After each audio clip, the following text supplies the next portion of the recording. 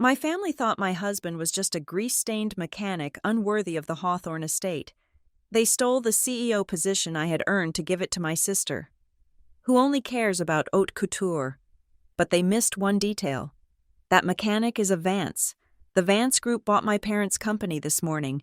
When the boardroom doors opened, I didn't walk in as the abandoned daughter. I walked in as their new owner. My name is Katerina Thornfield. I am 32 years old, and if you looked at the organizational chart of Hawthorne and Company, you would struggle to find my name listed anywhere near the top. Officially, I am a senior project manager. In reality, I am the reason the skyscrapers that define the Chicago skyline do not collapse under the weight of their own ambition. I am the ghost in the machine of one of the city's most prestigious architectural dynasties.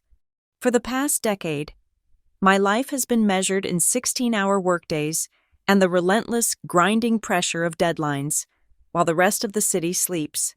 I am usually awake, staring at blueprints spread across a drafting table, or standing in the freezing wind on a construction site, arguing with union foremen about the tensile strength of steel beams. I do not have a corner office with a view of Lake Michigan. My office is a cramped room filled with filing cabinets and the smell of stale coffee. Tucked away near the service elevator, I prefer it there. It is quiet. It is where the real work happens. My younger sister, Serafina, has the corner office. She is 26, beautiful in a way that makes people stop talking when she enters a room, and she is the public face of our family legacy. When a new building is unveiled, Serafina is the one holding the golden scissors to cut the ribbon. When Architectural Digest wants an interview about the visionary future of urban living, they call Serafina. She knows exactly how to tilt her head for the cameras. She knows which wines to order at charity galas. She knows absolutely nothing about load-bearing walls or zoning permits. My parents, Arthur and Evelyn Hawthorne, designed it this way. To them, we are products as much as we are daughters. Serafina is the luxury finish, the marble facade meant to be admired. I am the structural steel, necessary but best kept hidden behind the drywall. You look tired. Katerina, my mother told me last week when I stopped by the main estate to drop off the quarterly compliance reports. She did not say it with concern. She said it with a vague distaste, as if my fatigue were a stain on her Persian rug. She was arranging hydrangeas in a crystal vase, her movements precise and cold. You really should try a little retinol, or at least wear something other than that drab gray suit. You look like a machine. A machine gets things done, Mother, I replied, placing the heavy stack of documents on the mahogany console. The zoning for the riverfront project is approved. I had to pull strings with the city council until 3 a.m. That is fine. Dear, she said, dismissing me with a wave of her hand without looking up from her flowers. Just make sure Serafina has the talking points for the press conference on Friday. She needs to look relaxed. We cannot have her worrying about details. The details. That was my entire existence. I was the keeper of the details that kept the Hawthorne empire from crumbling. I remember the night of the Summit Tower Awards ceremony 2 years ago. It was the night I realized exactly where I stood. Yet I lacked the courage to walk away. The summit was my masterpiece. I had drawn the initial sketches on napkins in a diner when I was 25. I had fought the city planners for 18 months to get the height variance. I had solved the wind shear problem that threatened to derail the entire project. But when the American Institute of Architects announced the award for excellence in modern design, it was Serafina who walked up to the podium. She wore a shimmering silver gown that cost more than my car. She accepted the heavy glass trophy, tearing up just enough to look humble but not enough to ruin her mascara. I poured my soul into this building, she told the crowd of 500 people. The summit is a reflection of my dream to touch the sky. I stood in the back of the ballroom, hidden in the shadows of a pillar, holding my mother's purse. My father, Arthur, stood next to me, clapping his hands slowly, a satisfied smile on his face. She looks magnificent, does she not? He whispered to me. I designed that building. Dad, I said. My voice was quiet, barely a tremor in the applause. I chose the glass. I calculated the curvature. Arthur turned to me. his eyes hard and flat, devoid of the warmth he reserved for the cameras. Serafina sells the dream. Katerina, you build the reality. People buy dreams. They do not buy math. Know your role. You are the engine. She is the paint. Do not scratch the paint. I should have quit then. I should have walked out of that ballroom and never looked back. But I stayed. I stayed because of the promise. Later that same night, after the champagne had been drunk and the photographers had gone home, my father called me into his study. He poured 2 fingers of scotch for himself and none for me. I know you are frustrated, Katerina, he said, sitting behind his massive oak desk. But you have to look at the long game. I am getting old. I cannot run this company forever. Serafina, well, we both know Serafina enjoys the lifestyle but lacks the discipline. He leaned forward, looking me in the eye with a seriousness that made my heart race. I have one last great ambition, the Skyline Plaza. It is the biggest contract in the history of the Midwest, $500 million. If we pull this off, Hawthorne and Company becomes untouchable. I need you to run it, not from the shadows, but as the lead. You deliver Skyline Plaza, on time and under budget, and when the ribbon is cut, I will step down. The CEO chair is yours, I will give you the company, and I will retire to the vineyard. You mean it?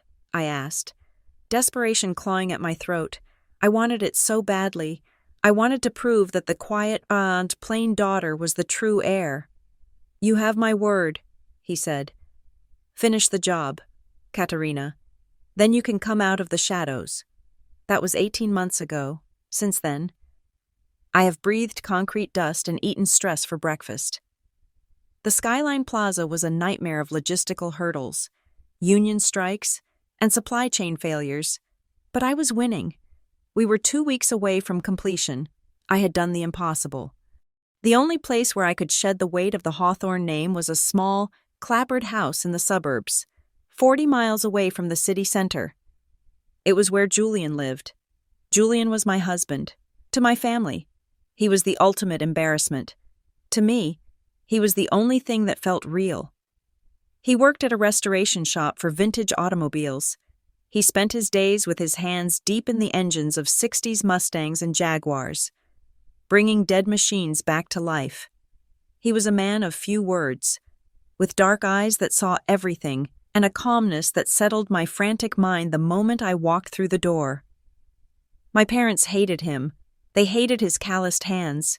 They hated that he wore flannel shirts and work boots.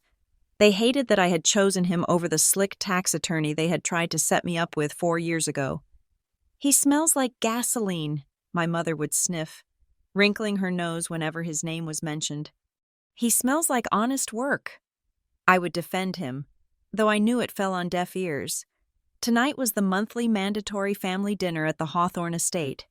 It was a ritual I dreaded, a performance of family unity that felt more like a hostage situation. We drove up the winding driveway in Julian's truck. It was a pristine, restored Ford from the 70s, a beautiful piece of machinery. But to my parents, it was just a truck. As we approached the main entrance, the house manager, a man who had known me since I was a child, stepped out and waved us down. "Miss Katerina," he said, looking apologetically at Julian, "your father has requested, well, he asked if you could park the vehicle around the back, near the service garages. He does not want it visible from the front portico. There are guests arriving later." I felt the heat rise in my cheeks. "This is my husband's car. George, we are guests." "It is okay, Kat," Julian said, his voice low and steady. He put a hand on my knee. His knuckles were stained with faint traces of oil that no amount of scrubbing could fully remove. "I do not mind walking." "I mind," I snapped. But Julian was already putting the truck in gear and steering us toward the servants' entrance. He never fought them on the small things. He had a patience that I could not comprehend. Inside, the dining room was set for a coronation, crystal goblets, silver cutlery, and a centerpiece of white roses that probably cost $2,000. Serafina was already there, lounging in a silk dress, scrolling through her phone. "You are late," she said without looking up. I hope you did not bring that noise with you. I have a headache. Good evening to you too. Serafina, I said, taking my seat. My parents entered a moment later. Arthur took the head of the table. Evelyn sat opposite him. They gestured for us to sit. Julian, my father said, his tone carrying that boardroom authority that brooked no argument. Not there. That seat is reserved for Serafina's fiancé. If he manages to make it, you are down at the end. He pointed to a spot at the very corner of the table. Barely part of the family circle. It was a petty, calculated insult. They wanted him to feel small. They wanted me to feel ashamed of him. Julian stood up and moved his plate without a word. He sat at the corner, isolating himself. Dinner was an interrogation disguised as conversation. So, Julian, my father said, cutting into his steak. Still fixing other people's toys. I heard the garage down on 5th Street went under. Tough business for manual labor these days. Automation is coming for everyone. We are doing fine, Arthur, Julian said politely. There is always value in things built by hand. Quaint, my mother murmured, sipping her wine. Katerina, darling, did you see the article about Serafina in Vogue? They called her the Queen of Skylines. It was marvelous. I saw it, I said, focusing on my food. She looked very comfortable. Comfortable. She looked regal, Arthur corrected. Which brings me to the point of tonight, the Skyline Plaza. I looked up, my pulse quickening. This was it. The project was practically done. The final inspection is next week, I said, my voice steady, though my hands were trembling under the table. We are ahead of schedule. The structural integrity reports are perfect. I have arranged the final walkthrough with the city commissioners. Excellent, Arthur said. He wiped his mouth with a linen napkin. You have done good work, Katerina. Better than I expected. Frankly, you have a knack for the grind. I did it for the company, I said. And for our agreement. Arthur exchanged a glance with Evelyn. It was a look I had seen 1,000 times, a secret language of exclusion. Yes, the agreement, Arthur said. That is actually what we need to discuss. There is an internal shareholder meeting on Tuesday morning. Just family. We need to finalize the transition paperwork. My heart soared. I felt lightheaded. After 10 years of being the invisible workhorse, after enduring the insults, the late nights, the erasure of my identity, it was finally happening. He was going to hand it over. I will be there, I said, trying to suppress the smile that threatened to break my professional mask. I have all the operational audits ready. Good, Arthur said. Bring everything. The transfer of authority is a complex legal process. We want it to be seamless. The rest of the dinner passed in a blur. I barely heard Serafina complaining about her dress fitting or my mother critiquing the soup. All I could think about was the CEO chair. I thought about how I would restructure the departments, how I would finally give credit to the engineers and architects who actually did the work, how I would stop being the ghost. When we finally left, the air outside felt crisp and clean. We walked to the back of the estate to retrieve the truck. The gravel crunched under my heels. Did you hear him? Julian? I asked, grabbing his arm as we reached the dark driveway. He is doing it. He is actually doing it. Tuesday. The transition. Julian stopped and turned to look at me. Under the pale moonlight, his face was unreadable.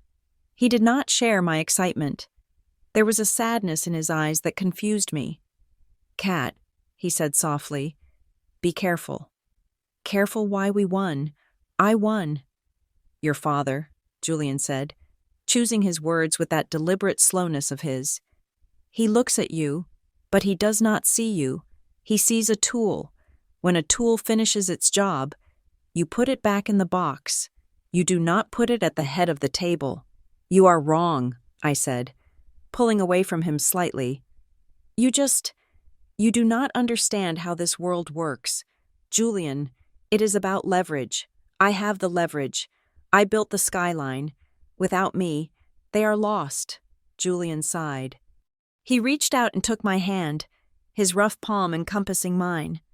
They are arrogant. Cat, they think they own the sun.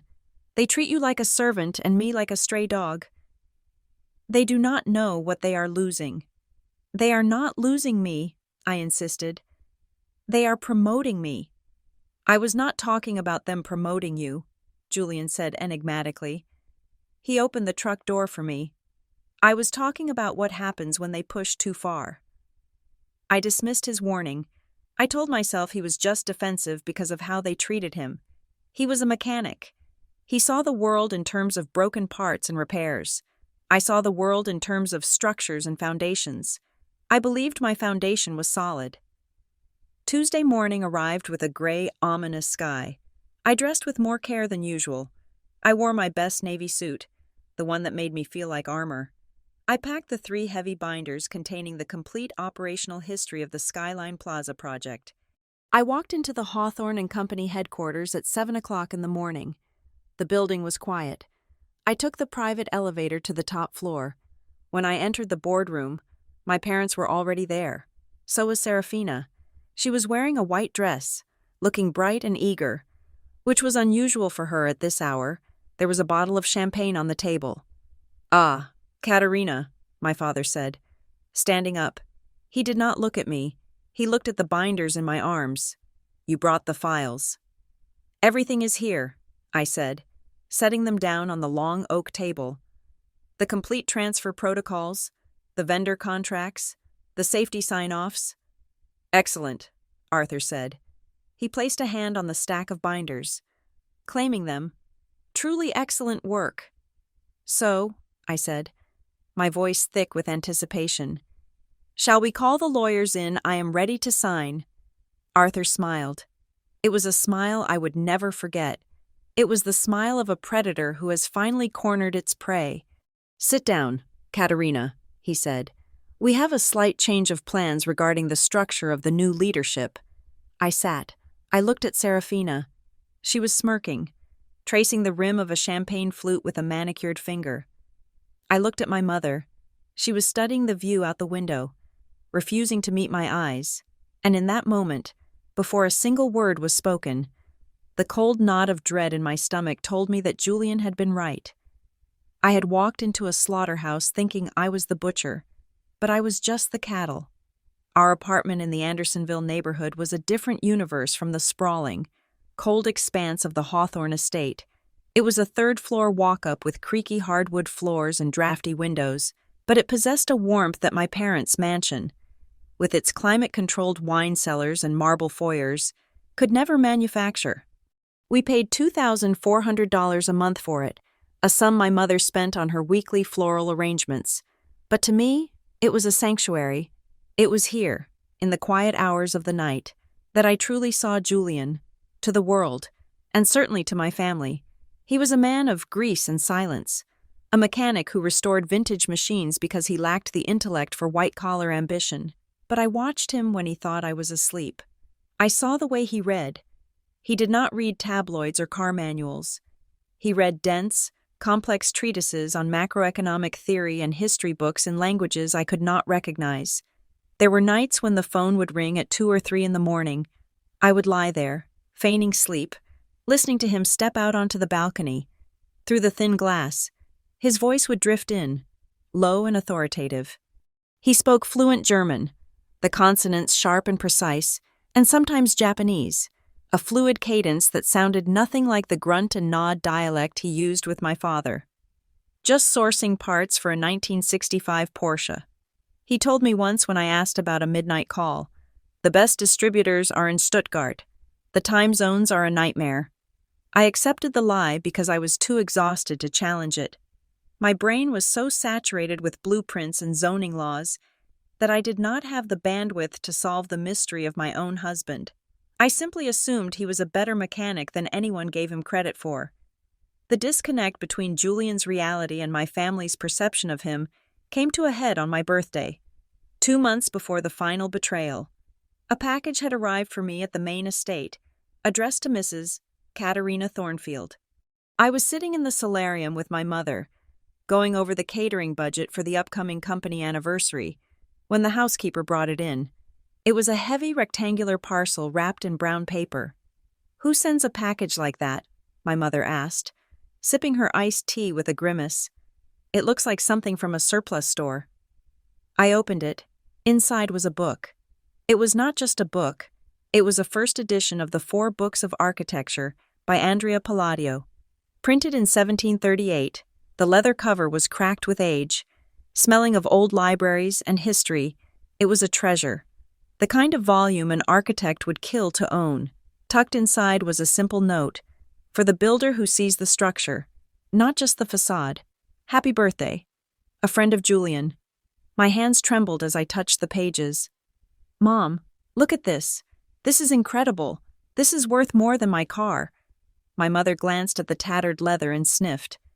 "It looks filthy, Katerina. Probably full of mold spores. Why would Julian's friend send you used garbage? It belongs in the trash, not on my table." She rang for the maid. "Please dispose of this dust trap, and wipe down the table. It probably has mites." "No." I snatched the book back, clutching it to my chest. "It is a masterpiece." But the disdain in her eyes was absolute. To her, value was shiny, new, and purchased at Bergdorf Goodman.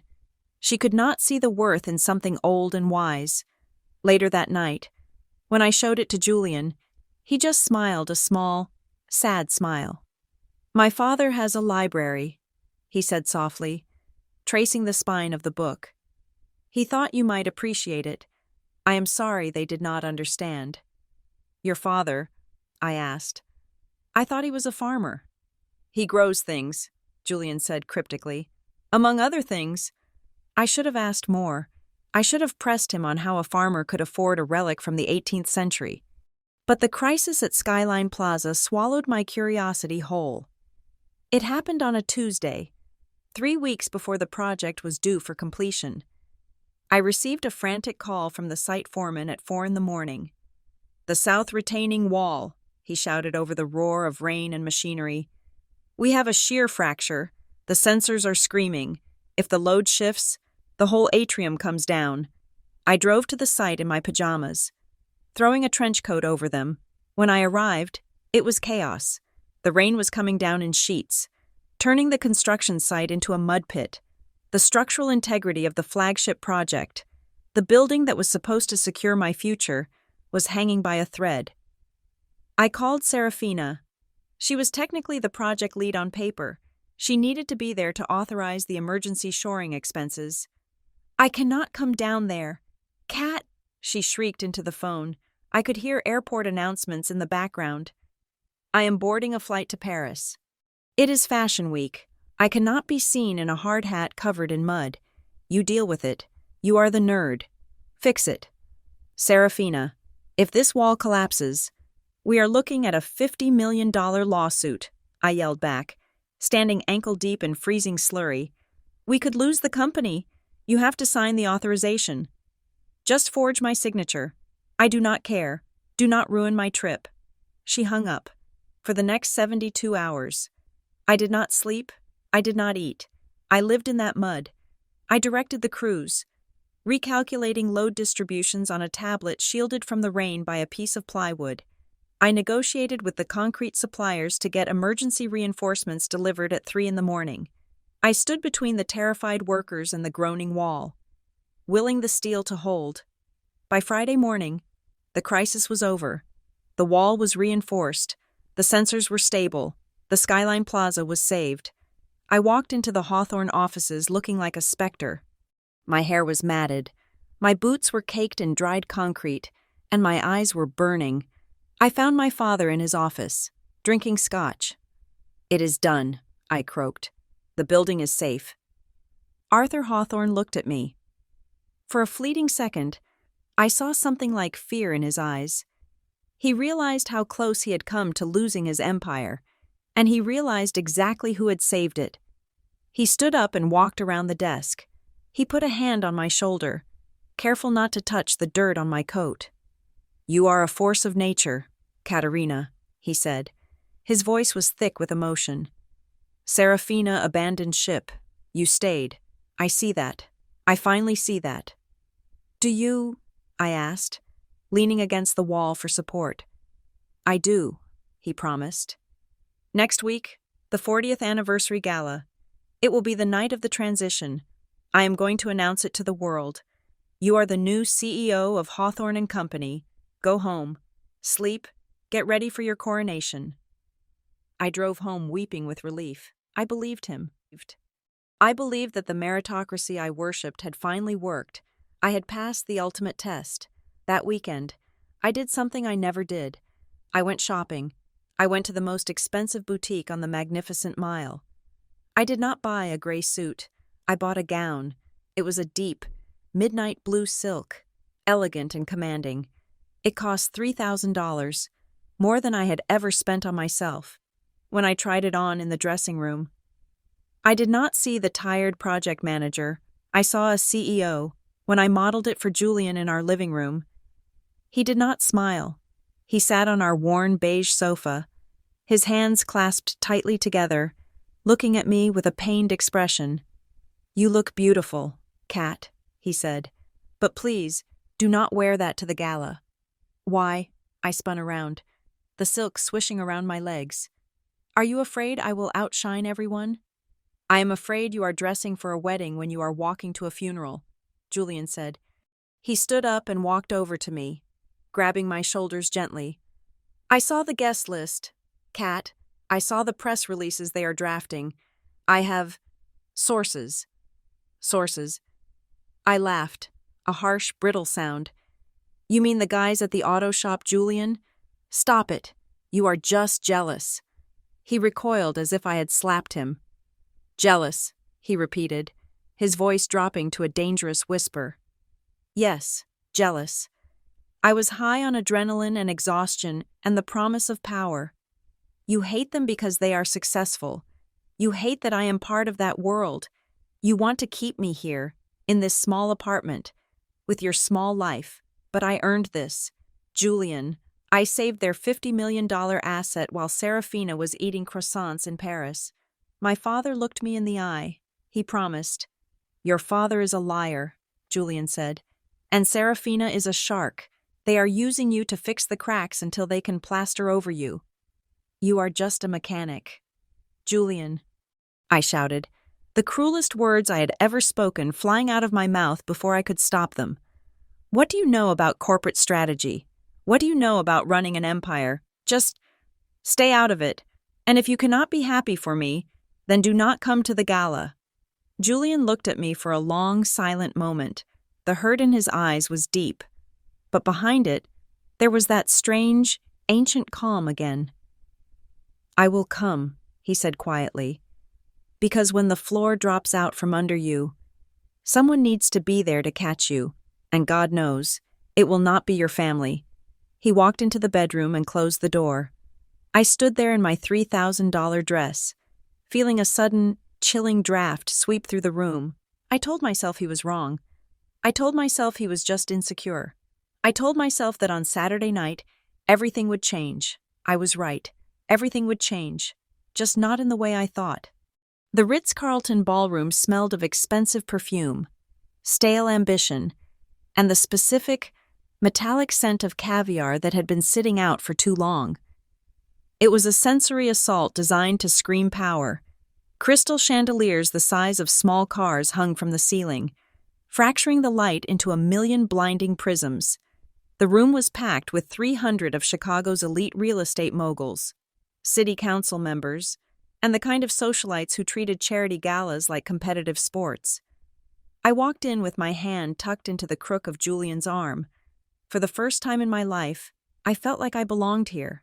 I was wearing the midnight blue silk gown, and I held my head high, buoyed by the secret promise my father had made me. But it was Julian who quietly stole the air from the room. He was wearing a tuxedo.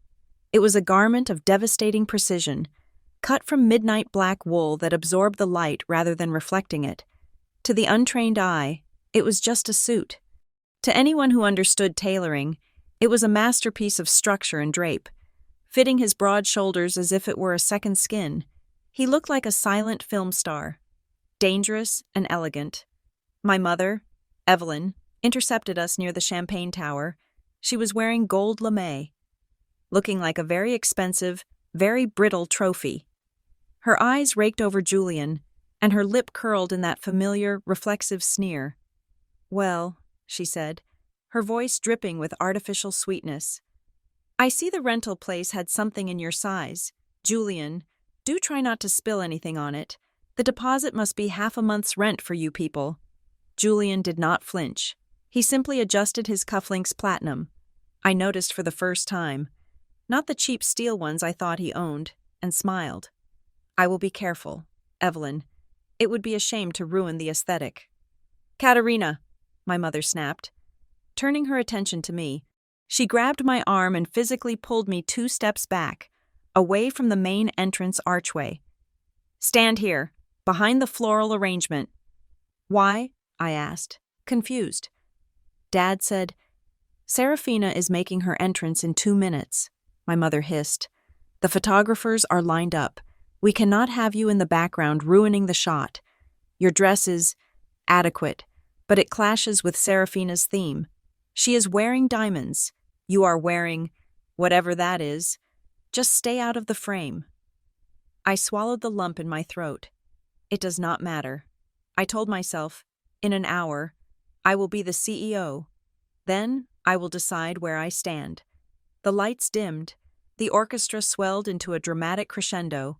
My father, Arthur Hawthorne, took the stage. He looked every inch the patriarch, silver-haired and commanding. The room fell silent.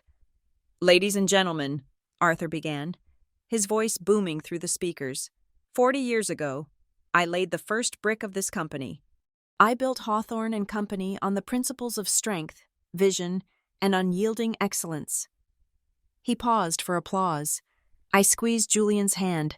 My palms were sweating. "But a company cannot live in the past," Arthur continued. "It must look to the future. Tonight, we celebrate the completion of the Skyline Plaza. A project that tested us to our limits. It was a project that required sleepless nights, nerves of steel, and the kind of leadership that is born, not made." He looked directly at our table. He looked right at me. "I want to invite someone to the stage," he said, his voice thick with emotion. "The person who carried this company through its darkest hour last week. The person who represents the future of the Hawthorne legacy." My heart hammered against my ribs like a trapped bird. This was it. The vindication. The apology for every insult. I let go of Julian's hand. I took a breath. I took a step forward, a smile trembling on my lips, ready to accept my birthright. "Please join me in welcoming our new Chief Executive Officer," Arthur shouted, spreading his arms wide. "Serafina Hawthorne." The world stopped. The sound was sucked out of the room. I froze, my foot hovering mid-step, looking like a fool. The spotlight did not find me. It swung wildly across the room and landed on the grand staircase. Serafina stood there. She was wearing a dress made entirely of sheer mesh and crystals, glittering like a human disco ball. She feigned shock, pressing a manicured hand to her chest, before descending the stairs to thunderous applause. I stood there, paralyzed, while the room erupted in cheers for the sister who had been eating croissants in Paris while I was knee-deep in mud. "Sit down, Kat," Julian whispered urgently, pulling me back. "Do not let them see you bleed." I sank into my chair, numb. I watched Serafina glide onto the stage and kiss my father on the cheek. She took the microphone. "Oh my God," she gushed, wiping a non-existent tear. "I am so overwhelmed. You know, when the retaining wall at Skyline threatened to collapse last week, I was on the phone from Europe, coordinating with the engineers, making the tough calls. I barely slept for 3 days, but that is what leaders do. We sacrifice." A roar of approval from the crowd. I felt bile rise in my throat. She was stealing my trauma. She was wearing my exhaustion like a fashion accessory. Arthur leaned into the microphone again. "And let us not forget the importance of family support. Katerina, stand up." The spotlight hit me. It blinded me. I stood, swaying slightly. "Katerina has been a faithful employee," Arthur said, his tone shifting from reverent to patronizing. But we all know the pressure of the executive office is too much for someone with her specific challenges. We want her to be happy. We want her to thrive in an environment suited to her pace. He smiled, a benevolent shark. That is why, effective immediately, Katerina will be taking over as the branch manager of our logistics warehouse in Gary, Indiana. It is a quiet role, far from the stress of the city, where she can focus on inventory without the burden of leadership. Let us give her a round of applause. The polite, pitying clapping that followed was worse than a slap in the face. It was a dismissal. They were not just passing me over, they were exiling me. They were sending me to a Rust Belt graveyard to count bricks until I died of boredom. I sat down. The room spun.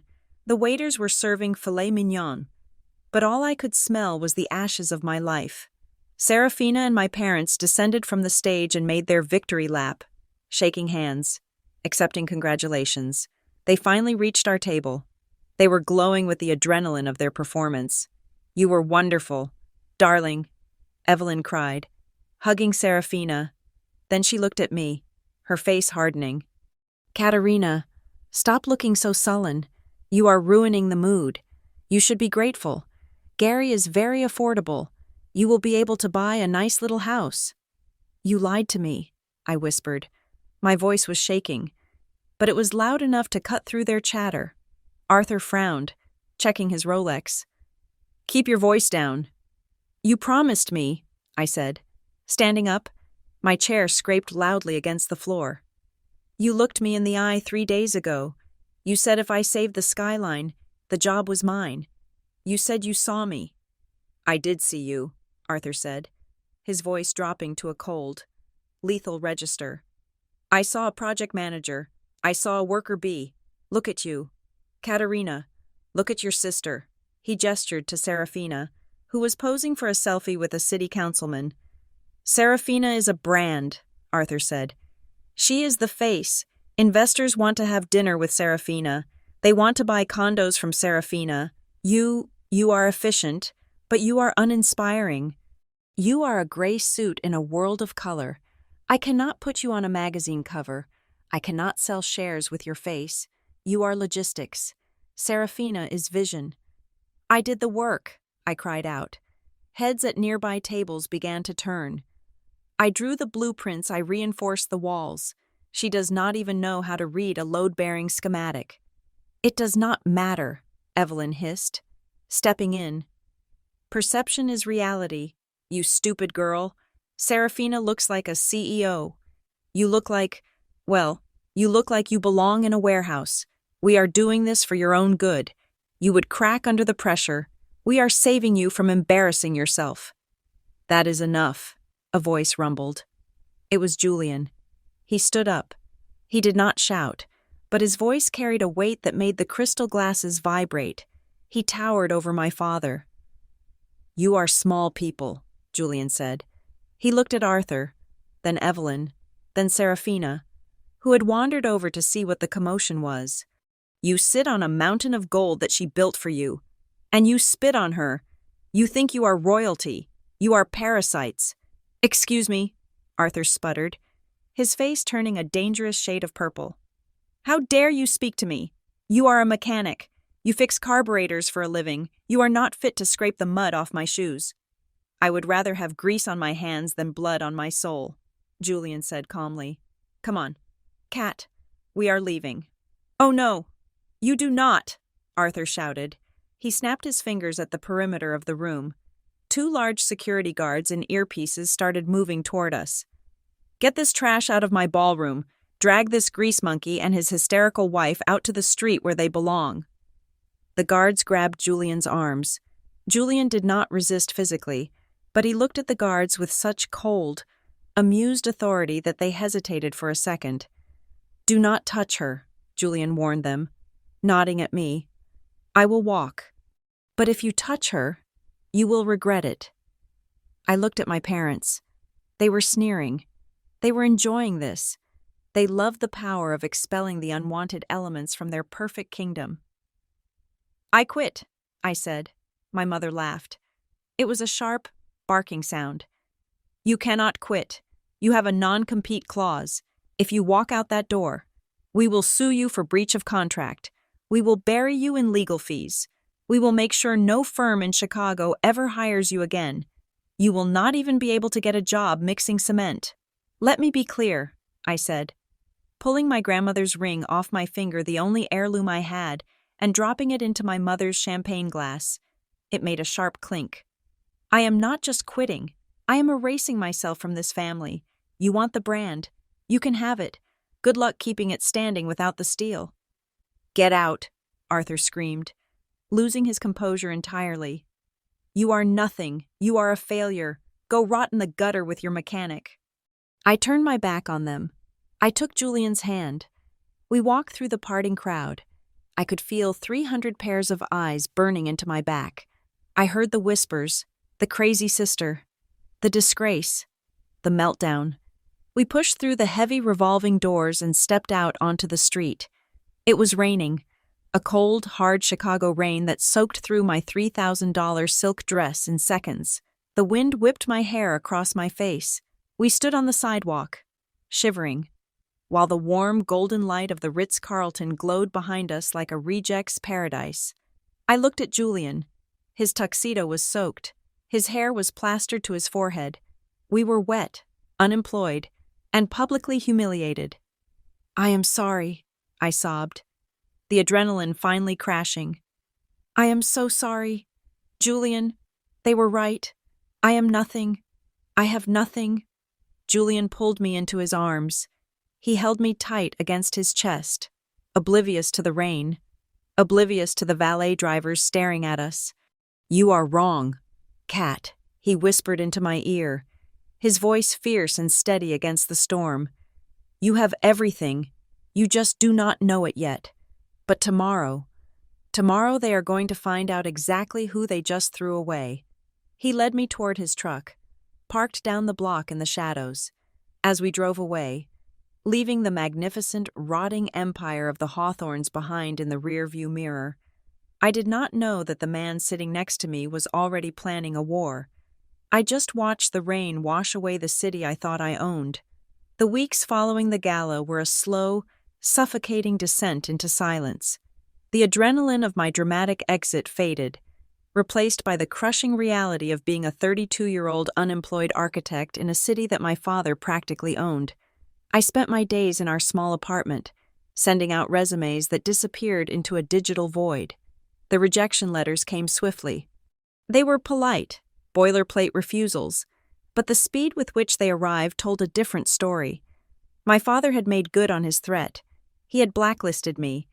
I called a contact I had at a rival firm, a woman I had shared coffee with for 5 years. She answered on the third ring. Her voice hushed. Kat, do not call me here, she whispered. Your father sent a memo to the regional board. He is claiming you had a mental breakdown. He is citing instability and corporate espionage. If I hire you, he pulls the zoning permits for our River North project. I am sorry. The line went dead. I sat on the floor of the living room, surrounded by unpaid bills. Our rent was $2,400 a month. My savings account had less than $5,000 in it. The math was simple and terrifying. We had 2 months before we were on the street. Julian came home that evening, wiping grease from his hands with a rag. He found me crying over a spreadsheet of our finances. Hey, he said softly, kneeling beside me. Put the calculator away. We cannot make rent. Julian, I choked out. I cannot get a job. They have scorched the earth. I ruined everything. I dragged you down with me. Julian took the spreadsheet from my hands and folded it calmly. You need a break. We are leaving. Leaving for where we cannot afford a hotel. We cannot afford gas to get out of the state. We are going home, Julian said. To see my dad. He has been asking for you. The fresh air will do you good. Just pack a bag, warm clothes. I hesitated. I remembered his stories about his father, the farmer who lived out in the country, a few days on a farm, away from the smog and the judgment of Chicago. Sounded like a mercy. Okay, but we take the truck. We save on gas. Julian smiled, a strange, unreadable expression. Do not worry about the gas. Kat, just trust me. The next morning, we drove out of the city. I expected us to head toward the interstate, toward the cornfields of rural Illinois. Instead, Julian took the exit for the executive airfield. Julian, where are we going? I asked as he pulled up to a security gate marked Private Access Only. This is the private hangar. Did you get a job fixing a plane? Something like that, he said. He rolled down the window and flashed an ID card I had never seen before. The guard, a stern man with a military haircut, straightened his spine instantly. Good morning, Mr. Vance, the guard said, saluting. The crew is prepped and ready for immediate departure. Mr. Vance. I looked at Julian. Vance. Your last name is Miller. We are Mr. and Mrs. Miller. My mother's maiden name, Julian said, driving the truck onto the tarmac. I use it for work. It keeps things simple. We rounded the corner of the hangar, and my breath caught in my throat. Sitting on the runway was not a crop duster. It was a Gulfstream G650, a $60 million jet painted in matte black with a silver falcon emblem on the tail. A flight crew was standing at the bottom of the stairs, waiting. Julian stopped the truck next to the jet. He turned to me, his eyes serious. I need you to trust me. Kat, I promise. I will explain everything when we land. But right now, I need you to just take my hand. I was too stunned to speak. I let him lead me up the stairs. The interior of the plane smelled of rich leather and fresh orchids. A flight attendant took my coat. Welcome aboard, Mrs. Vance, she said. We have prepared the chamomile tea you like, and we have the architectural journals stocked in the library. I sank into a cream-colored leather seat that was wider than my sofa at home. Julian, I whispered as the engines began to whine. Who are you? I am the man who loves you, he said, buckling his seatbelt, and I am taking you to meet the rest of me. We flew west. 3 hours later, we began our descent. I looked out the window and saw snow-capped peaks piercing the clouds. Aspen, I asked. Your dad is a farmer in Aspen. He likes to garden, Julian corrected. A black SUV was waiting for us on the runway. We drove through the winding mountain roads, passing gated communities and ski resorts. Finally, we turned onto a private road that stretched for miles. The gates were massive, wrought iron intertwined with the same silver falcon emblem I had seen on the plane. The estate appeared through the trees like a fortress of stone and glass. It was not a farm. It was a masterpiece of modern alpine architecture, easily 20,000 square feet. Perched on the edge of a cliff overlooking the valley, it made the Hawthorne estate look like a dollhouse. This is your house, I stammered as we pulled into the heated cobblestone courtyard. It is my father's house, Julian said. I grew up here. The front doors opened. A man stepped out. He was wearing faded flannel, jeans, and muddy work boots. He had wild silver hair and a face weathered by the sun. It was the same man I had seen in the blurry photos Julian kept in his wallet. The farmer. Dad, Julian called out, jumping from the car. The older man embraced him, then turned his bright blue eyes to me. And finally, she comes home, Katerina. He walked over to me and took my hands. His grip was strong and warm. I am Silas Vance. The name hit me like a physical blow.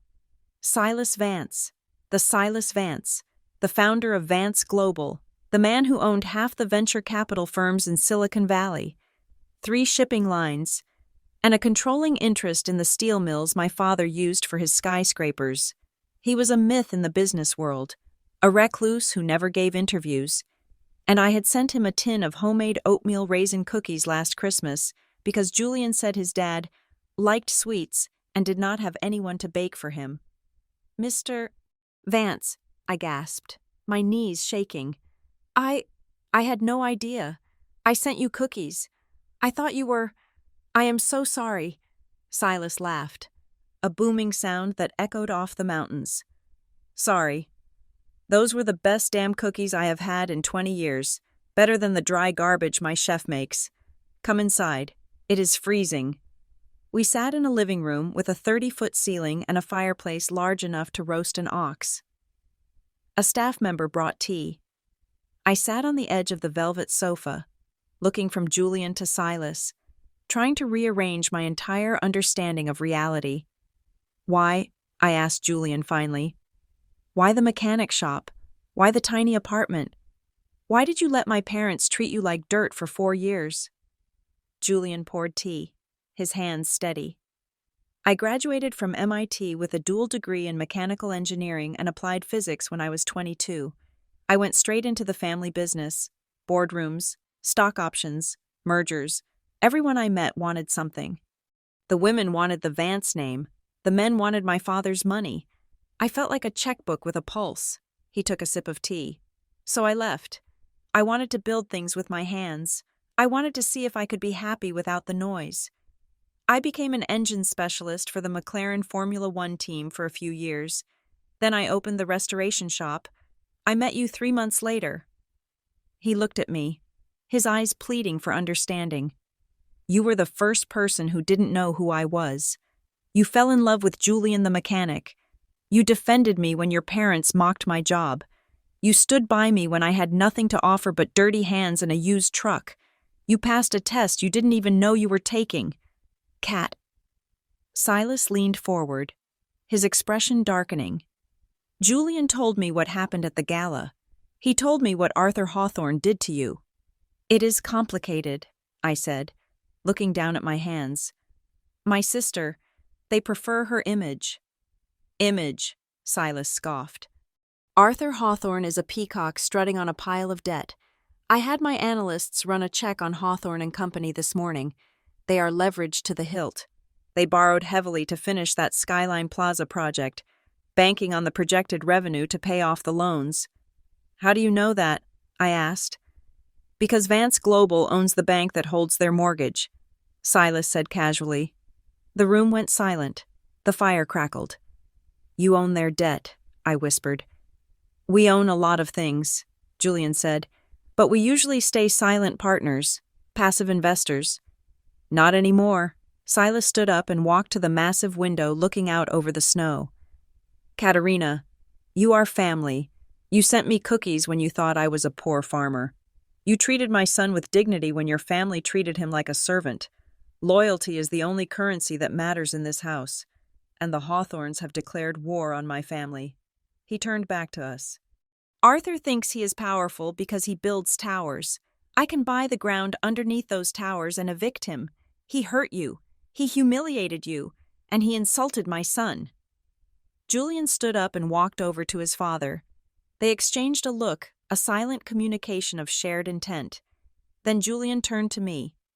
I told Dad, we are not going to sue them. Julian said, lawsuits are messy and slow. We are going to teach them a lesson in economics. What are you planning?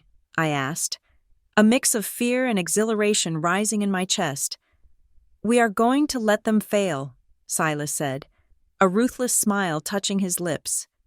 Without you. That company is a ship without a captain. Serafina will drive it into an iceberg within a month, and when she does, when the stock price plummets and the creditors come knocking, we will be the ones answering the door, Julian finished. We are going to buy them out, Silas said. Hostile takeover, no. That is too aggressive. We will be their saviors. We will buy the company for pennies on the dollar when they are desperate, and we will put the rightful owner in charge. He pointed a finger at me. Me. I shook my head. I cannot run a company like that. I am just a project manager. You are the only person who knows how those buildings stand up, Julian said, sitting beside me and taking my hand. You ran that company for 5 years from the shadows. Imagine what you can do with the full might of the Vance Empire behind you. It is not revenge, Katerina, Silas said softly. It is a market correction. They undervalued an asset, you. Now the market is going to punish them for their poor judgment. I looked at the two men, the billionaire in the flannel shirt and the genius engineer who had washed grease from his hands to hold mine. I thought about my father's sneer. I thought about my mother's laugh. I thought about Serafina standing on that stage, stealing my life. I took a deep breath. The mountain air was thin and sharp. It felt like clarity. "I know where the bodies are buried," I said. My voice was steady. "I know which inspectors they bribed. I know which permits are expired. I know that the Skyline Plaza's HVAC system is over budget and under-engineered, and it will fail if they do not run the maintenance protocols. I wrote protocols Serafina does not even know exist." Silas grinned. Music to my ears. "If we do this," I said, looking at Julian, "we do it my way. No one gets hurt physically. We do not destroy the employees' livelihoods. We only target the leadership." "Agreed," Julian said. "Precision strikes only." "Good," I said, leaning back into the soft leather of the sofa. "Then let's get to work. I have some blueprints to redraw." Julian pulled out a phone, not his burner flip phone, but a sleek, secure satellite device. "I will call the acquisitions team in New York. Tell them to start buying up Hawthorne debt on the secondary market, quietly. We do not want to spook the stock price, yet." As the sun set over the aspen peaks, casting long shadows across the snow, the girl who had been exiled to a warehouse in Gary, Indiana, ceased to exist. In her place sat the future architect of the Hawthorne family's destruction, and for the first time in my life, I wasn't building a foundation for someone else. I was building a trap. From the sanctuary of the Vance estate in Aspen, I watched the disintegration of Hawthorne and Company not with binoculars, but with high-speed fiber optic cables and encrypted dossiers. It was fascinating, in a morbid, clinical way, like watching a controlled demolition where the explosives were made of vanity and incompetence. Silas had set up a command center for me in the library. 3 monitors tracked real-time stock data, social media sentiment, and internal communications from the Hawthorne servers, access provided by a loyal IT director back in Chicago, who had been one of the first people Serafina insulted. The collapse did not take years. It did not even take months. It took exactly 24 days for Serafina to turn a 40-year legacy into a punchline. It started with the aesthetics. That was Serafina's priority. According to the internal memos I read, her first act as CEO was not to review the safety audits or meet with the lead engineers. It was to redecorate the headquarters. She claimed the oak paneling and neutral tones I had maintained were depressing and off-brand. She spent $200,000 renovating the executive floor. The waiting area was transformed into something resembling a Miami nightclub, complete with neon signage that read "Dream Big" in cursive pink light and velvet sofas that were impractical for sitting. Then came the purge. I received a text from Mr. Henderson, the 60-year-old chief structural engineer who had been with my father since the 80s. He was a brilliant man who wore ill-fitting cardigans and smelled faintly of pipe tobacco. He was the reason our buildings didn't sway in the wind. I was let go this morning. His text read, "Serafina said I did not fit the dynamic energy she wants for the new era. She replaced me with a 24-year-old named Jax who runs an architectural TikTok account." I watched the personnel files update in real time on my screen. It was a massacre of competence. The seasoned project managers, the ones who knew the city codes by heart and had the personal cell phone numbers of every union rep in Chicago, were systematically fired. Their crimes were varying degrees of being too old, too boring, or simply questioning Serafina's genius. In their place, Serafina hired her entourage. A director of vibes was added to the payroll with a salary of $150,000. Her college roommate was appointed head of client relations. Despite having a degree in interpretive dance, the boardroom, once a place of serious debate and blueprints, became a revolving door of catered lunches and brainstorming sessions about elevating the narrative. The narrative, however, could not pay the bills. By the second week, the cracks began to show, literally. I watched the financial reports bleed red. Serafina had diverted the operating capital money earmarked for paying concrete suppliers and steel vendors into the marketing budget. She threw a launch party for a new, non-existent project called The Cloud, The party cost $400,000. The check to the electrical contractor for the River North project bounced the next day. When the contractors called to complain, they couldn't get through. I had been the one who answered those calls. I was the one who smoothed over the delays, who authorized the partial payments, who kept the gears grinding. With me gone, the phone lines just rang in an empty office while Serafina's new team was busy curating their Instagram stories.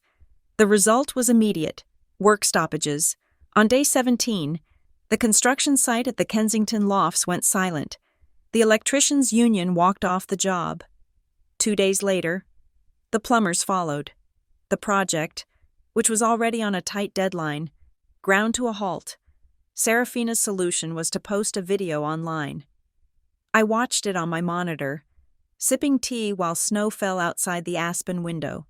She sat in her new pink office, looking into the camera with a filter that smoothed her skin. "There are some haters trying to slow down our vision," she told her followers, "but true innovators disrupt the status quo. We are pivoting to a more organic workflow." "She has no idea what a lean is, does she?" Julian asked, standing behind me. He was reading the legal filings that had just hit the public record. 3 suppliers had filed liens against the Hawthorne properties for non-payment. "No," I said quietly. "She thinks contracts are suggestions." The climax of the farce arrived on day 21. It was the grand opening of the Lakeside Veranda, a luxury boutique condo building that had been my final project before the Skyline Plaza. I had overseen 90% of it. The final 10%, the cosmetic finishing and the landscaping, had been left to Serafina, to save money for her party budget. Serafina had switched landscape vendors at the last minute. She fired the reputable firm I had hired and brought in a company owned by a friend of her new boyfriend. They were cheaper, much cheaper. I watched the opening ceremony via a live stream from a local news helicopter. The building looked beautiful. The guests were gathered on the terrace, holding champagne flutes. Serafina was making a speech near the decorative retaining wall that separated the garden from the lower parking tier. "This wall represents the strength of our family," she declared, gesturing to the stone facade, and then physics took over. The wall had not been backfilled correctly. The drainage pipes I had specified in the original plans had been removed to save costs. It had rained the night before. The hydrostatic pressure built up behind the stones, looking for a release. As Serafina raised her glass, the retaining wall groaned. It didn't explode, but it slumped. A 20-foot section of expensive stone veneer simply slid off the face of the structure and crashed onto the catering tent set up on the lower level. Ideally, a wall stays up. This one decided to resign. The scream from the crowd was audible even through the helicopter's audio feed. Dust billowed up. The catering table was obliterated. Thankfully, no one was standing directly beneath it, so there were no injuries. Only the spectacular death of 300 pounds of shrimp cocktail and the complete destruction of the Hawthorne reputation. The news cycle was merciless. Hawthorne luxury project crumbles on opening day. CEO Serafina Hawthorne flees debris in Louboutins. Is the Hawthorne empire collapsing? The stock market reacted with the speed of a guillotine. Hawthorne and Company shares, which had traded at $84 the day I left, plummeted to $40 in an hour. By the next morning, they were at $22. The banks panicked. The loan covenants for the Skyline Plaza, the massive debt my father was carrying, had strict clauses about stock value and operational stability. The bank that Vance Global secretly owned triggered a material adverse change clause. They called in the loans. Arthur Hawthorne needed to come up with $200 million in cash within 30 days, or the bank would seize everything. I can only imagine the panic inside the estate. Actually, I didn't have to imagine it. I had the phone logs. My father tried to log into the central project management system to find the compliance documents to prove the wall failure was a vendor error. He couldn't. I was the admin. I had never written down the master password because he had never asked for it. He locked himself out of his own server after 3 failed attempts. Then, they tried to call me. My phone, which sat on the desk next to my monitor, lit up. "Mom." I let it ring. 5 minutes later, "Dad." I let it ring. 10 minutes later, Serafina. I watched the screen pulse with her name. I imagined her in that pink office, possibly crying, possibly screaming at an assistant.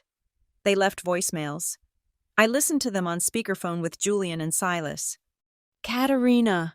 My mother's voice was high and tight. This has gone on long enough. We are willing to let you come back. We can offer you your old salary.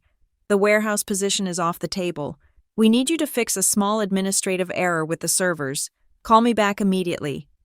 She is offering me my old salary to save a $100 million company, I said, shaking my head. The arrogance is terminal. My father's voicemail was shorter. Pick up the phone. Damn it, you have files we need. If you do not provide them, you are stealing company property. Still threatening, Silas noted, peeling an orange. He is drowning, and he is still trying to give orders to the water. By day 24, the vultures were circling. Rival firms in Chicago smell blood in the water faster than sharks. Offers started coming in to buy the company's assets. But they were insulting offers. They didn't want the company. They wanted the land and the permits. They wanted to strip Hawthorne and Company for parts and leave the shell to rot. This was the moment we had been waiting for. It is time, Julian said. We deployed Phoenix Ventures. Phoenix Ventures was a shell company registered in Delaware, with an office address in Manhattan that was just a mail drop. On paper, it was an aggressive private equity firm specializing in distressed asset turnaround. In reality, it was wholly owned by a trust controlled by me. We sent in our face, Mr. Sterling, a lawyer from Vance Global who looked like he slept in a suit and ate iron filings for breakfast. Flew to Chicago. He met with Arthur, Evelyn, and Serafina in the very boardroom where they had humiliated me. I watched the meeting through the security camera feed. Arthur looked 10 years older. His skin was gray. Serafina was slumped in her chair, wearing sweatpants. Her vibe, thoroughly destroyed. Evelyn was pacing. Mr.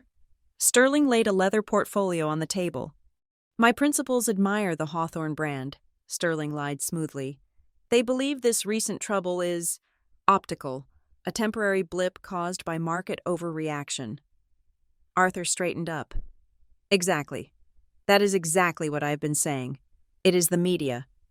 Phoenix Ventures is prepared to offer a lifeline, Sterling continued. We will purchase the entirety of the outstanding debt from the banks. We will inject $50 million in operating capital to get the contractors back to work. We will stabilize the stock price. And in exchange, Arthur asked suspiciously, in exchange, Phoenix Ventures takes 100% ownership of the equity, Sterling said. You want to buy us out? Arthur bristled. This is a family company. A family company that will be in bankruptcy court by Friday, Sterling reminded him gently. But my principals are not real estate developers. They are investors. They need the Hawthorne face. The deal includes a provision for the family to remain. Serafina's head snapped up. We stay nominally, Sterling said. We want to keep the legacy intact, Mr. and Mrs. Hawthorne. You would retain the titles of Chairman Emeritus and Founding Matriarch. You would keep your office. You would keep your drivers. You would attend the galas. And the CEO position, Serafina asked, her voice trembling with hope. We believe in continuity, Sterling said, dodging the question with the grace of a matador. We will restructure the board, of course, but the public face. We want to minimize disruption. You will sign over the shares, and the debt disappears. You keep your house. You keep your reputation. You survive. It was a trap baited with their own vanity. Sterling was offering them a way to pretend they hadn't failed. He was offering them the costume of power without the substance. Arthur looked at Evelyn. They were terrified of being poor. They were terrified of the social shame of bankruptcy. The idea of being chairman emeritus sounded dignified. It sounded like a choice. Who are these investors? Arthur asked. They value their privacy, Sterling said. They are a consortium interested in American infrastructure. Very deep pockets, very hands-off. They just want the numbers to work. Arthur looked at the contract. He didn't read the fine print on page 42 regarding the change of control clauses. He didn't read the section about performance-based retention. He just saw the $50 million figure and the promise that he could keep his country club membership. "Where do we sign?" Arthur asked. I watched on the screen as my father signed his name, then my mother, then Serafina, with 3 strokes of a pen. They sold the empire my grandmother had built, the company I had saved, and the future they had denied me. They sold it all to a company that didn't exist, owned by a daughter they had thrown away. "Done," Sterling said, closing the folder. "The funds will be wired within the hour. Welcome to the Phoenix family." Arthur let out a breath he seemed to have been holding for a month. He poured himself a drink, his hands shaking. "We did it, Evelyn. We saved it. We outsmarted the banks. And we did it without that ungrateful Katerina," Evelyn added, a cruel smile returning to her face. "I told you we didn't need her. We found a better partner." I sat back in my chair in Aspen. The snow was falling harder now, covering the world in white. "They have no idea," Julian whispered, watching the screen where my parents were toasting their own demise. "No," I said, closing the laptop. "But they will? The transition period starts tomorrow, and I have some very specific performance reviews to conduct." The trap was sprung, the cage door was locked. Now, all that was left was to walk in and introduce myself as the zookeeper. The strategy room in the Vance estate was quiet, save for the rhythmic tapping of my fingers against the mahogany table. On the wall of monitors before me, the live feed from the Chicago boardroom played out in high definition. It was strange to watch the people who had raised me, the people who had shaped every insecurity I possessed, reduced to pixels on a screen. They looked smaller than I remembered. Silas sat across from me, reading a hardcover book on trout fishing, but I knew he was listening to every breath I took. "The contract is on the table," I said, my voice steady. "Do not look at their faces," Silas advised without looking up. "Look at their hands. Desperate people have restless hands." On the screen, my father, Arthur Hawthorne, was clutching a fountain pen like it was a life raft. Mr. Sterling, the attorney we had sent to represent Phoenix Ventures, sat opposite him. Sterling was a shark in a 3-piece suit, a man who could smile while eviscerating you legally. I had spent the last 48 hours briefing him on every psychological weakness my family possessed. "As we discussed," Sterling said, his voice coming through the speakers crisp and clear, "Phoenix Ventures is prepared to absorb the entire debt load of Hawthorne and Company. We are talking about $200 million in immediate relief. However, my principals are strict about performance metrics." "We understand business," Arthur said, waving his hand dismissively. "We have been running this company for 40 years. Metrics are our language." "Excellent," Sterling said. He slid the document forward. It was thick, bound in heavy blue paper. "Then you will have no objection to Clause 14, subsection B. It is a standard competency guarantee." I leaned forward. This was the trap. This was the poison pill I had designed myself. "Clause 14, Serafina asked, looking up from her phone. She looked tired, her usual glow dimmed by the stress of the collapsing stock price. "What does it say?" "It states that the current executive team, that is you, Ms. Hawthorne, and your parents as advisors, must maintain a net profit margin of 15% for the next quarter," Sterling explained smoothly.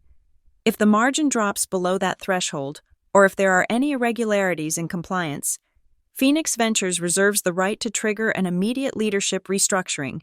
We would have the authority to remove the CEO and appoint our own interim management. 15%. In the construction industry, during a reputation crisis, after a wall collapse, a 15% margin was a mathematical impossibility.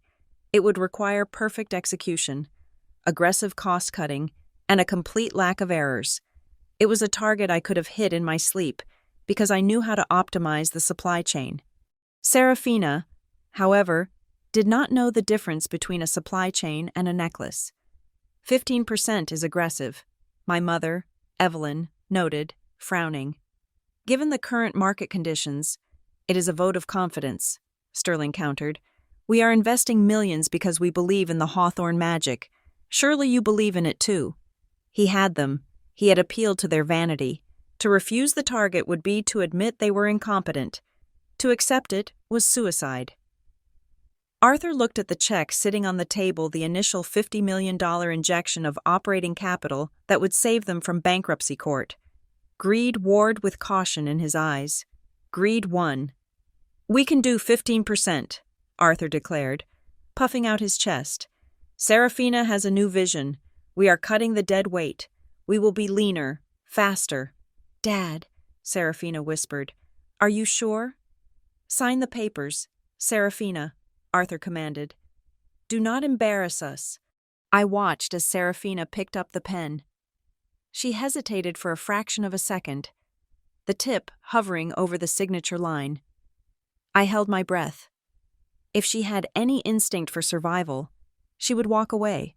She would let the company go under rather than sign a deal with the devil. But she signed. Arthur signed next, then Evelyn. "It is done," Sterling said, pulling the documents back with the speed of a magician. "Congratulations. You have saved your company."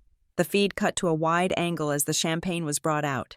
My parents were laughing now, the tension evaporating instantly. They clinked glasses. "I told you," Arthur said, taking a large gulp of wine. "Investors are all the same. They just want to be associated with the name.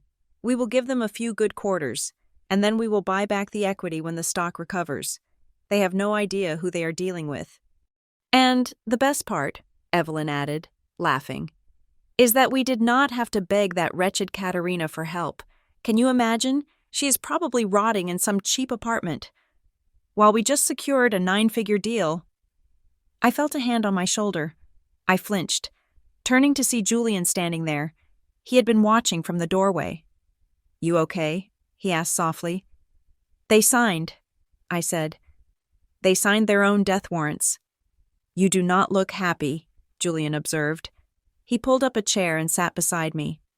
"Kat, if you want to stop this, we own the debt now. We can just fire them and be done with it. You do not have to drag this out for 3 months. It might be painful for you to watch." I looked back at the screen, where Serafina was taking a selfie with the signed contract. "No," I said, my voice hardening. "If I fire them today, they will play the victims. They will tell the world that a predatory firm stole their legacy. They need to fail. Julian. They need to fail so completely and so publicly that no one will ever question why I took over. I am not doing this for cruelty. I am doing this for the 500 employees whose pensions are at risk because my sister treats the company bank account like a personal piggy bank. Justice, not revenge." Julian repeated my own words back to me. "Exactly," I said. "Now, let's see how they handle a real boss." The next 3 months were a masterclass in pressure. Using the Phoenix Ventures identity. I became the most demanding silent partner in corporate history. I did not have to shout. I did not have to make scenes. I simply used email. Week 1. I sent a request for a comprehensive audit of all safety protocols on the River North project. I asked for the documents to be formatted according to the ISO 9001 standards, a standard I knew Serafina had never heard of. I watched the chaos unfold through the internal servers. Serafina forwarded the email to her director of vibes, who forwarded it to an intern, who eventually Googled ISO standards and sent back a PDF that was formatted completely wrong. I rejected it. Unacceptable. I wrote, "Funding for Phase 2 is paused until compliance is verified." Panic ensued. Serafina had to hire expensive external consultants to do the work I used to do in an afternoon. That ate into her profit margin. Week 4. I flagged a discrepancy in the concrete sourcing for the Kensington lofts. I demanded laboratory test results for the aggregate mix. "Who asks for aggregate test results?" I heard Serafina shriek on an intercepted phone call to her father. "They are just investors. Why do they care about the sand and the cement?" "Just give them what they want," Arthur yelled back. "We need them to release the next tranche of cash." They scrambled. They overpaid for rush testing. The profit margin shrank further. By month 2, the atmosphere in the Hawthorne offices was toxic. Serafina was firing people daily, blaming them for the unreasonable demands of the investors. She looked haggard. The paparazzi photos showed her leaving the office at midnight, no longer perfectly groomed, but disheveled and frantic. But she was stubborn. She refused to admit she was drowning. Then came the end of the quarter. The deadline for the 15% profit margin was approaching. I sat in Aspen with the real numbers in front of me. I had access to the raw data from the accounting server. The reality was grim, due to the expensive consultants, the legal fees, and the rush orders to meet my demands. The actual profit margin for the quarter was sitting at 3%. They were going to miss the target by a landslide. The trap was about to snap shut. But then, something shifted. 3 days before the quarterly report was due to be submitted to Phoenix Ventures, I saw a new entry in the accounting ledger. It was a credit for $4 million, marked as consulting revenue. I frowned. Hawthorne and Company did not do consulting. We built buildings. We did not consult. I clicked on the transaction details. The money had come from a shell company in the Cayman Islands. I traced the shell company. It was linked to a personal trust fund my father had set up in the 90s.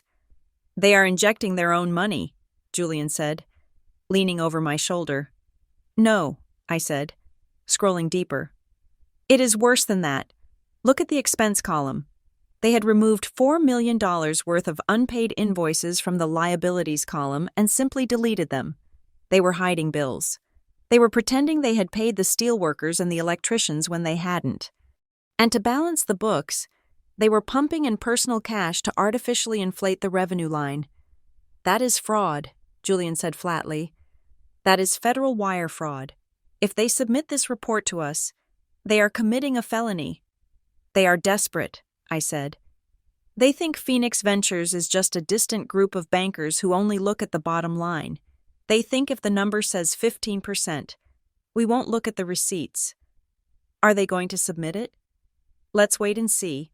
On the final day of the quarter, the email arrived from Serafina Hawthorne, CEO, to Phoenix Ventures Board, Subject Q3 Performance Report attached. Please find the quarterly financials. I am pleased to report that through aggressive restructuring and visionary leadership, Hawthorne and Company has achieved a net profit margin of 16%, exceeding the required threshold. I opened the attachment. There it was, the falsified numbers, the deleted debts. The lie, signed in digital ink by my sister and countersigned by my father. I sat back in my chair. The room in Aspen was silent, but my head was roaring. This was not just incompetence anymore. This was criminal. They had walked right into the cage and locked the door themselves. "They did it," I said, my voice quiet. "They actually did it." Silas Vance walked over to the desk. He looked at the document on the screen, then at me. "You have the smoking gun, Katerina. You have the breach of contract, the fraud, and the leverage. You can walk in there tomorrow and take it all." I looked at the signature on the bottom of the page. Serafina Hawthorne, the sister who had mocked my reading disability, the sister who had stolen my credit. She had just handed me the weapon to end her career. "Get the jet ready," I told Julian. I stood up, smoothing the front of my sweater. "I have a board meeting to attend." "Are we going to Chicago?" Julian asked, a grin spreading across his face. "Yes," I said, "and tell Sterling to draft the termination letters. I want them ready for signature when I walk in the door." I walked to the window and looked out at the mountains one last time. The exile was over. The ghost was returning to the machine, and this time, the machine was going to answer to me. The electronic invitation arrived in the inboxes of the Hawthorne executive team at exactly 9 o'clock in the morning on a Monday. It was brief, devoid of pleasantries, and carried the weight of a royal decree. Subject: extraordinary board meeting date tomorrow, October 15th time, 10 a.m. Agenda review of Q3 financials and executive leadership vote. Attendee: the principal owner of Phoenix Ventures will be present in person. I did not send the email myself. I had instructed Mr. Sterling to handle the logistics. I wanted the suspense to marinate. I wanted them to spend 24 hours sweating, guessing, and constructing elaborate fantasies about who their savior might be. From my temporary command center in the penthouse suite of the Peninsula Hotel in Chicago, we had flown in from Aspen the night before I monitored their reactions. The surveillance software installed on the company servers allowed me to read their internal chats in real time. "Who is the principal?" Serafina messaged Arthur at 9:10 in the morning. Sterling never said a name. "Do you think it is Elon?" "Do not be ridiculous," Arthur replied. "It is probably some private equity shark from New York.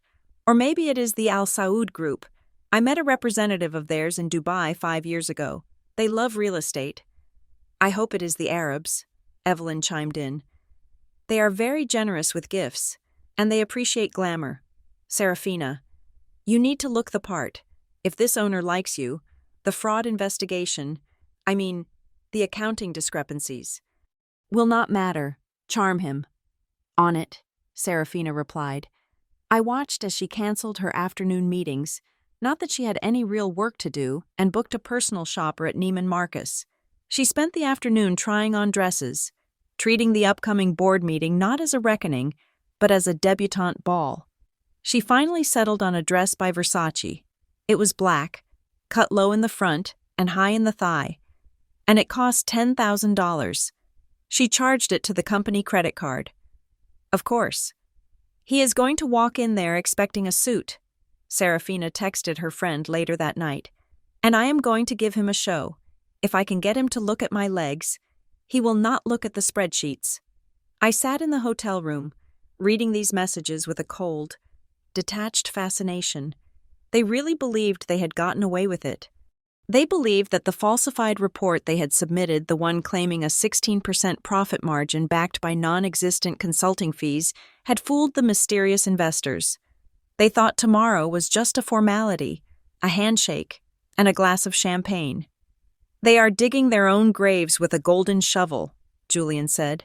He was standing by the floor-to-ceiling window, looking out at the Chicago skyline. The rain had cleared, leaving the city washed clean and glittering in the twilight.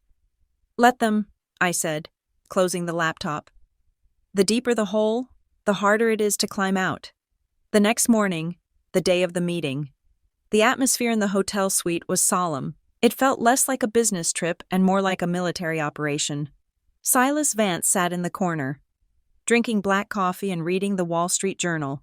He was not wearing his flannel shirt today. He was dressed in a charcoal gray suit that shouted quiet, terrifying authority.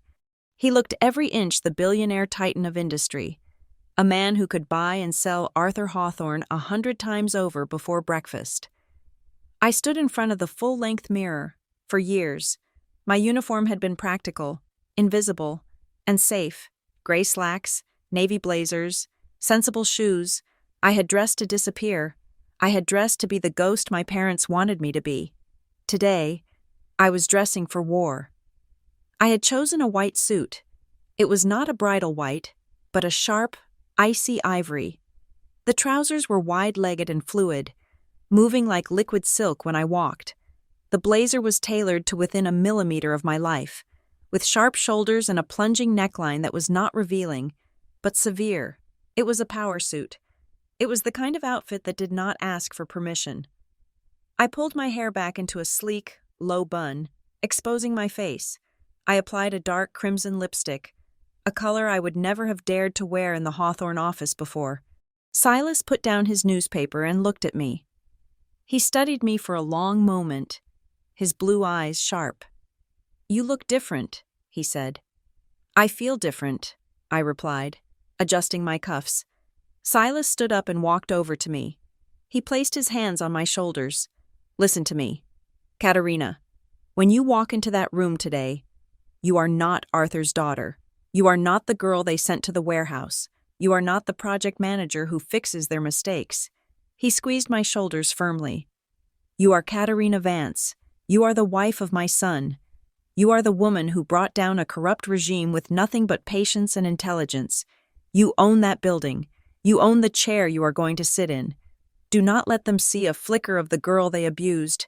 Kill that girl. She does not exist anymore." "She is gone," I whispered, and I meant it. "Good," Silas said. "Now, let's go take back what is yours." We took the private elevator down to the garage. I expected to see the rental SUV we had used to get to the hotel. Instead, parked in the VIP bay, gleaming under the fluorescent lights, was a car that stopped me in my tracks. It was a Rolls-Royce Phantom, but not just any Phantom. It was a custom two-tone model, silver and midnight blue, with the Vance family crest discreetly etched into the wheel hubs. It was a land yacht, a 3-ton declaration of absolute supremacy. Julian was leaning against the driver's door. He had shed the mechanic's grease and the flannel shirts. He was wearing a bespoke suit that matched the car's interior. Dark blue with a subtle pinstripe. His hair was styled back. He wore a watch that cost more than my parents' house. He looked dangerous. He looked like a prince who had finally decided to pick up his sword. "Where's the truck?" I asked, a small smile breaking through my armor. "The truck is for Julian the mechanic," he said, opening the rear suicide door for me. "Today, you are riding with Julian Vance, and Julian Vance does not arrive in a Ford." I slid into the back seat. The leather was soft as butter. The carpet was thick sheepskin. Silas got in beside me. Julian slid into the driver's seat. "To Hawthorne Tower," Julian said to the rearview mirror. "And do not worry about the speed limit. I own the toll road company." As we glided through the streets of Chicago, insulated from the noise and the grime by double-paned glass. I checked my phone one last time. There was a text message from my mother. It had been sent 10 minutes ago to my old number, the one I hadn't changed but rarely answered. "Mom, I know you probably heard about the big meeting today. Do not even think about showing up. We have important investors coming, if you try to come and beg for your job back. Security has orders to arrest you. Do not embarrass us. We are finally successful without you." I read it twice. The irony was so rich it almost tasted metallic. She was warning the owner of the building not to trespass. "Bad news?"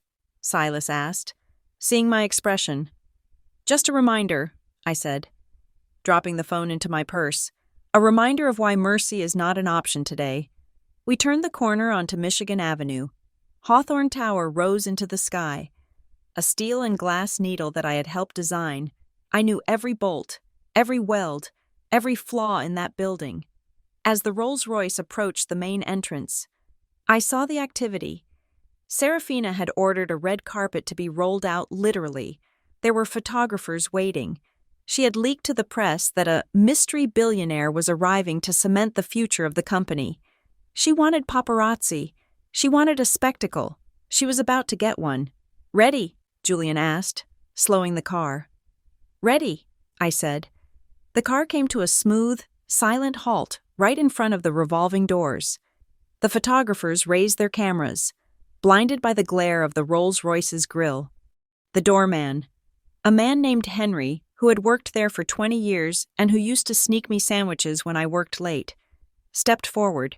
He looked intimidated by the vehicle. Julian stepped out first. The cameras clicked furiously. "Who is that?" I could hear them whispering. "Is that a movie star?" Julian walked around the back of the car. He didn't look at the cameras. He opened the rear door. He held out his hand. I took it. I stepped out onto the pavement. The wind caught the fabric of my white suit, making it billow slightly like a cape. I stood tall, my chin raised, looking up at the building that bore my family's name. The photographers went wild. Is that the sister? The one they fired? Look at the car. Look at the ring." I saw Henry, the doorman. His jaw dropped. He looked from me to the car, and then a slow, knowing smile spread across his face. He bowed, not a polite nod, but a deep, respectful bow. "Welcome back, Miss Katerina," he said. "It is Mrs. Vance now." "Henry," I said, smiling at him. "And thank you." Silas stepped out behind me, flanking my other side. The three of us, the mechanic prince. the billionaire king, and the exiled architect formed a phalanx of power. We walked toward the glass doors. Through the lobby, I could see the reception staff freezing. These were the people who had gossiped about me.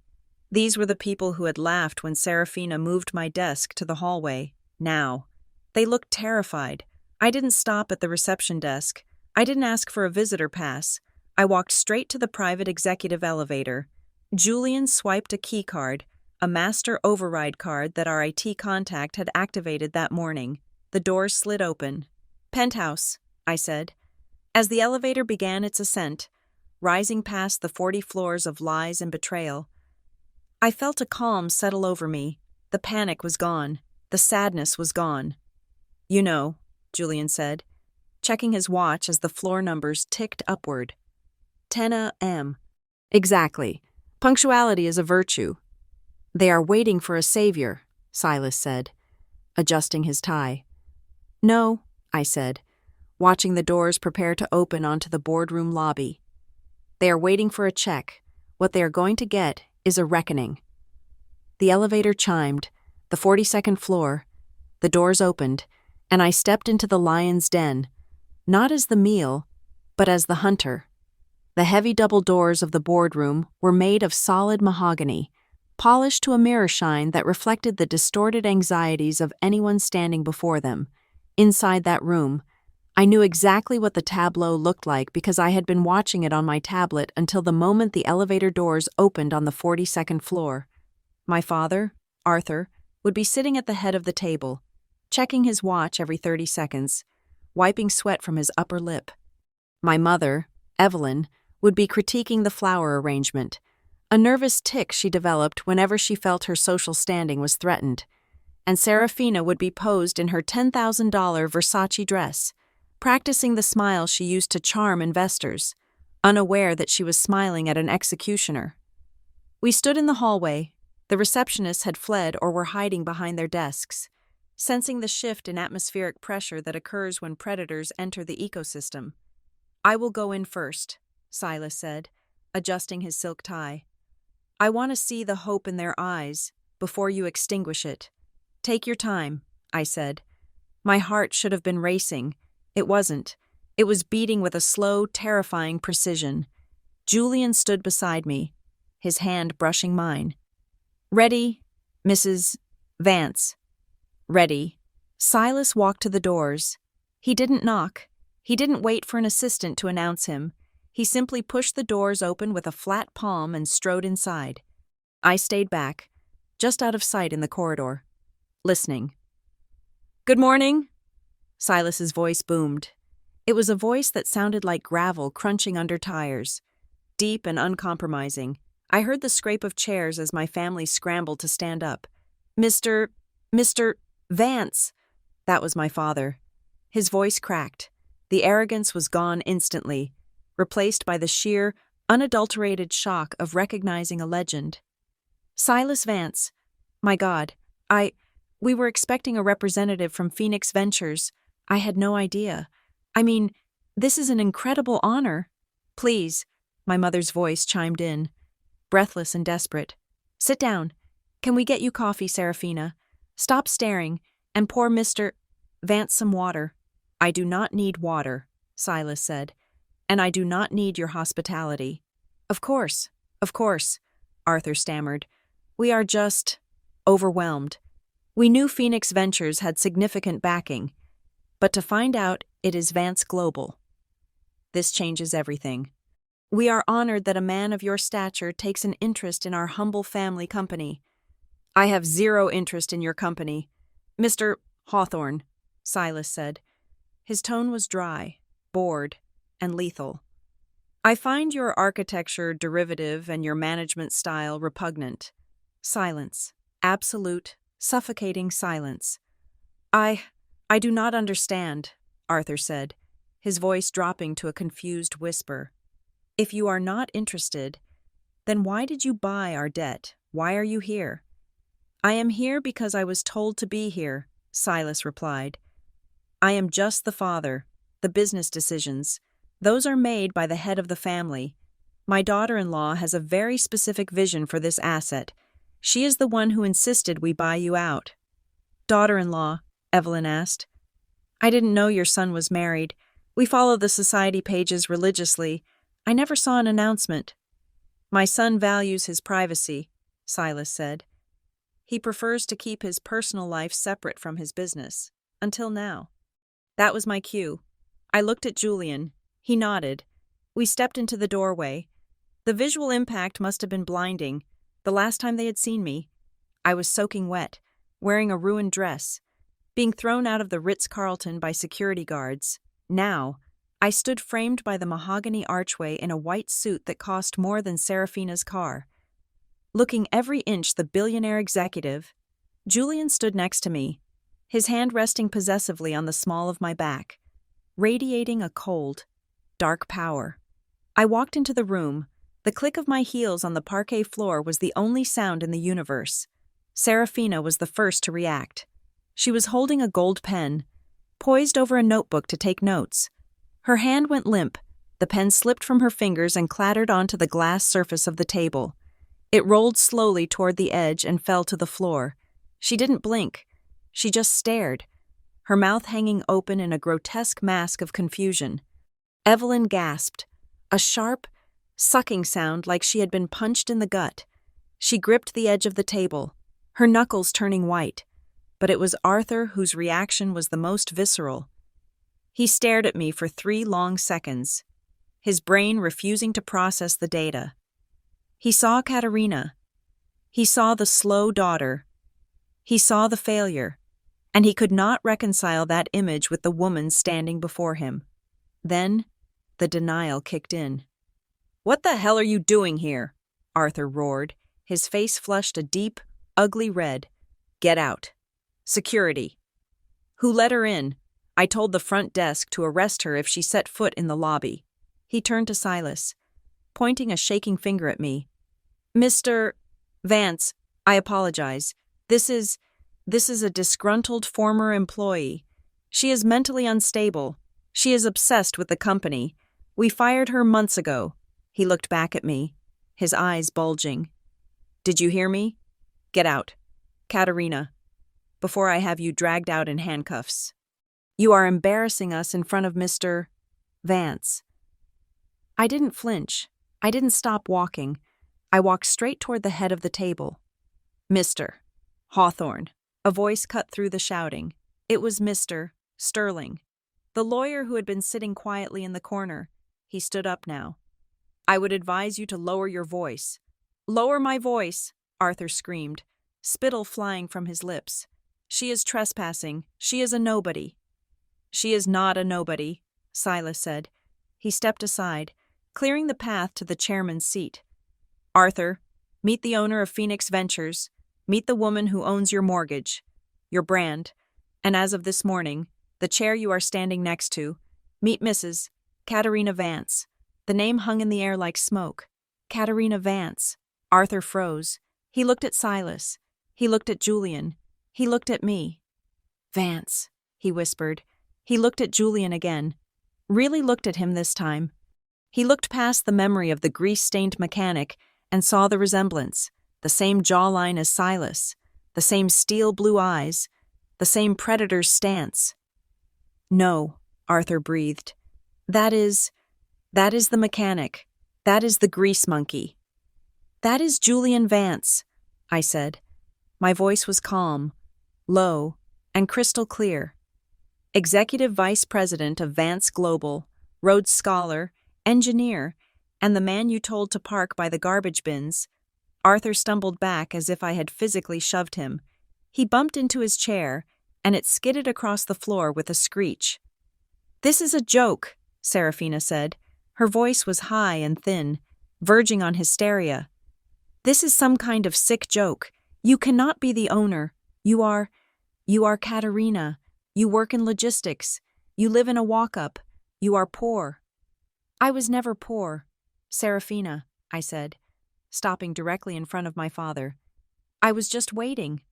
I looked at Arthur. He was still standing at the head of the table, blocking the chairman's seat. "You are in my seat, Arthur," I said. He didn't move. He couldn't move. He was paralyzed by the total collapse of his reality. "Move," Julian said. He didn't shout. He didn't have to. The command cracked like a whip. Arthur flinched. He looked around the room, searching for an ally, for someone to tell him this wasn't happening. But Sterling was staring at him with legal disinterest.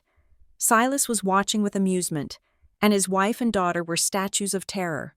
Slowly, painfully, Arthur Hawthorne stepped aside. He moved to the left, surrendering the position of power he had held for 40 years. I stepped forward. I placed my hand on the leather back of the chair I had been promised. The chair I had earned. The chair they had stolen from me. I pulled it out. I sat down. I placed my hands on the table, interlacing my fingers. I looked up at them. They were all standing now, huddled together like sheep in a storm, stripped of their arrogance, stripped of their power. "Sit down," I said. They sat.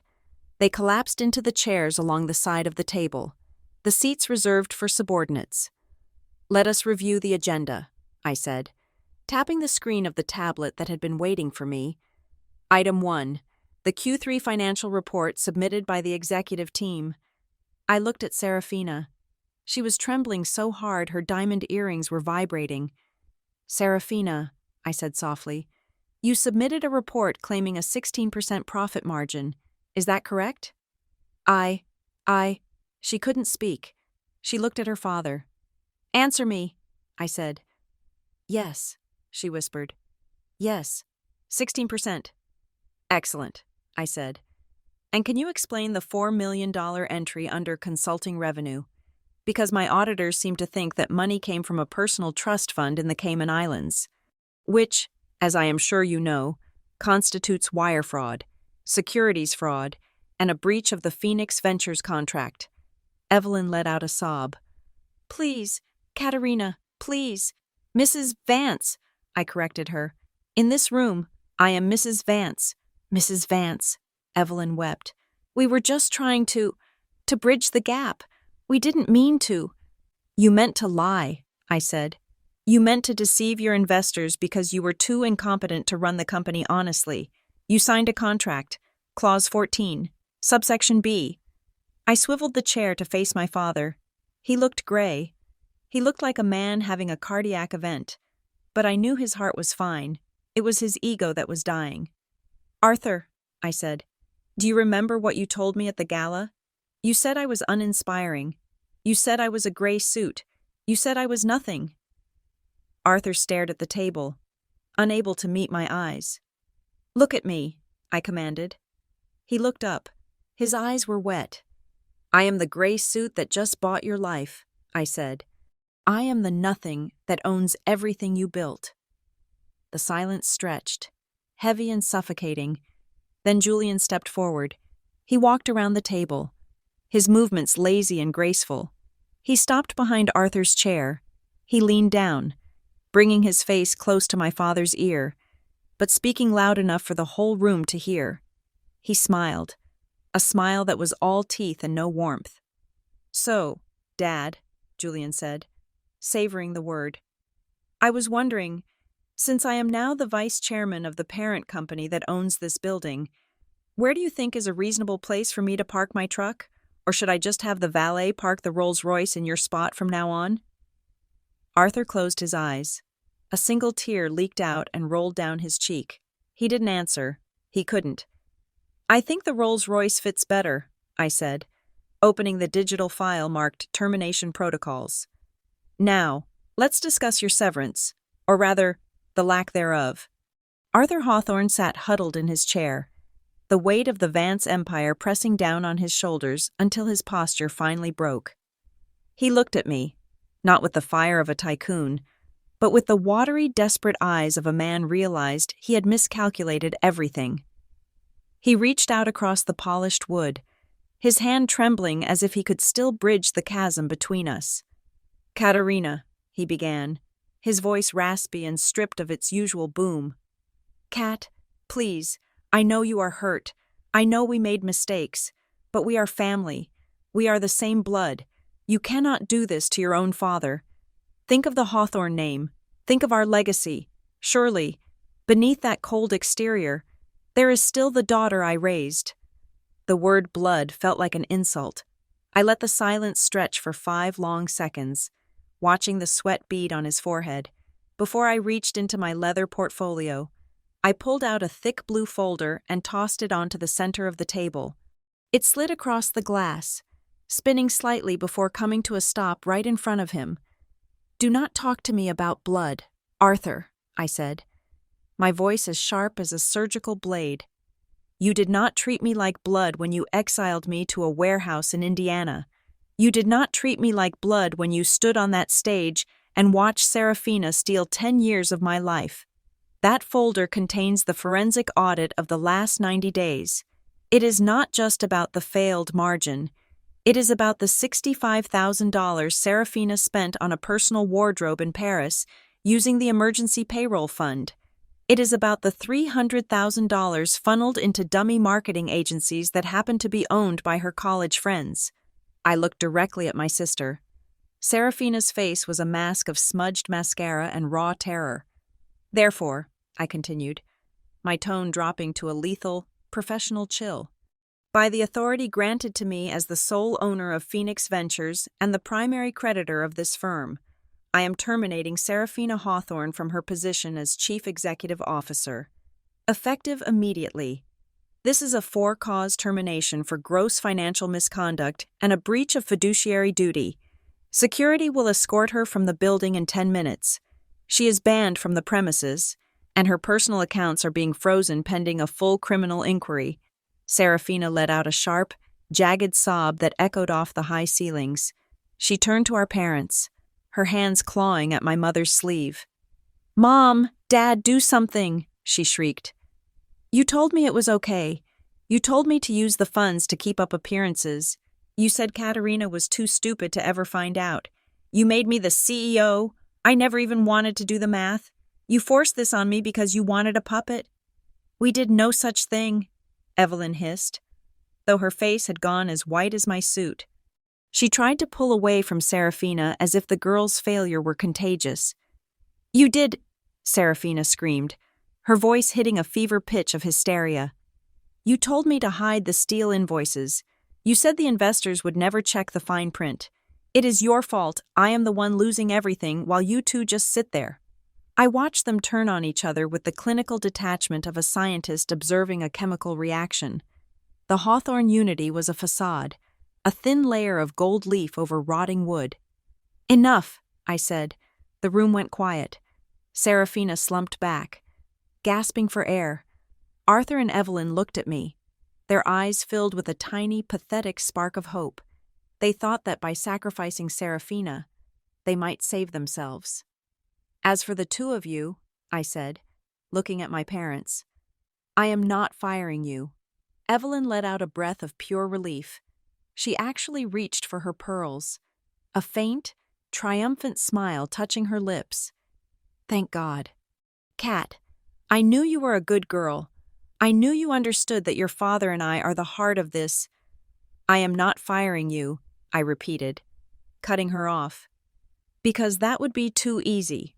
If I fire you, you go to your vineyard in France and complain to your wealthy friends about how your ungrateful daughter stole your company. You would live in luxury on the remnants of the trust funds I have not yet seized. No, you are staying." Arthur blinked, confused. "Staying in what capacity?" "You signed the retention contracts without reading the fine print. Arthur, you are now legally bound to Hawthorne and Company for the next 5 years. You will serve as junior administrative consultants. Your salary will be $0. Every cent of what would have been your compensation will be diverted to a restitution fund to pay back the contractors and vendors you defrauded over the last 3 months." $0, Arthur sputtered. "That is slave labor. You cannot do that." "You signed the performance-based clawback clause. Dad, read the document next time. You will work 40 hours a week. You will have no private office. You will sit in the cubicle farm on the 38th floor. And your direct supervisor will be Mr. Henderson, the chief engineer you fired for being too old. You will answer to the people you insulted. You will file the reports you used to ignore. You will stay until the debt you created is paid in full. If you quit, the bank will immediately foreclose on the Hawthorne estate and your personal assets. You will be homeless by Christmas." Evelyn looked like she was going to faint. "You want me to sit in a cubicle under an engineer, Katerina? Have you lost your mind?" "I found my mind," I said. "And I found my memory. I remember every time you called me a machine. I remember every time you told me to stay in the shadows so the paint would not get scratched. Well, the paint is gone. Mother, all that is left is the structure." I turned to the board secretary, who was sitting in the corner, recording every word. "One more thing," I said. "I am filing a formal petition with the American Institute of Architects. I am submitting the original time-stamped CAD files, the hand-drawn schematics, and the digital logs for the Summit Tower project. I have sworn affidavits from the drafting team proving that Serafina Hawthorne did not contribute a single line to that design. I am requesting that her name be stripped from the award and that a public correction be issued, naming me as the sole architect." Arthur leaned back, his mouth opening and closing like a fish out of water. You would humiliate the family like that. You would tell the whole world we lied." "The world already knows you are liars. Arthur, I am just providing the evidence. You judged my worth by how well I could serve your vanity. You saw a quiet girl who did the work, and you thought she was a tool you could discard when you were finished. You thought Serafina was a diamond because she sparkled. But she was just cheap glass, and you threw away the only person who actually knew how to keep your world from falling down." Silas Vance, who had been leaning against the window with a look of immense satisfaction, stepped forward. He placed a heavy hand on the back of my chair, a silent declaration of the power now backing me. "You had a masterpiece in your house, Arthur," Silas said, his voice rumbling like distant thunder. "You had a brilliant, loyal, and tireless architect who would have given her life for your name, but you were too small-minded to see past her gray suit. You threw a diamond into the gutter because it did not shine enough for your cameras. Well, I found it, I picked it up, and now she belongs to the House of Vance. Your daughter is gone. My CEO is here." Julian walked over to the door and opened it wide. 2 security guards stepped into the room. "Serafina," Julian said, his voice flat. "Your 10 minutes are up. Please leave your company credit cards and your ID badge on the table. The guards will walk you to the curb. Your Uber is waiting. It is a basic model. I thought you would appreciate the change of pace." Serafina stood up, her legs shaking. She looked at our parents one last time, but they would not look at her. They were already terrified of the 38th floor. She walked out of the room, her head bowed, the Versace dress looking like a funeral shroud. I stood up. I did not feel the rush of joy I thought I would. I felt a profound sense of order. The balance had been restored. The math finally added up. "Clean out the CEO office by noon." "Arthur," I said, not looking at him as I gathered my things. "I have a lot of work to do, and I do not like the smell of your cigars." I walked out of the boardroom with Julian and Silas at my side. As we passed the rows of cubicles, I saw the faces of the employees, the people who had worked in fear for the last 3 months. They were standing up, watching us. They saw the white suit. They saw the woman who knew their names. I didn't stop. I headed straight for the elevators. I had a company to rebuild, and for the first time in my life, I wasn't doing it for a promise. I was doing it for me. The security guards had barely placed their hands on Serafina's elbows when she snapped. It was not a break in composure. It was a complete fracture of her reality. She wrenched herself free. Her face twisted into a mask of pure, venomous spite that ruined the careful aesthetic she had cultivated for 26 years. She did not leave. Instead, she reached into her purse and pulled out her phone, holding it up like a weapon. "You think you have won?"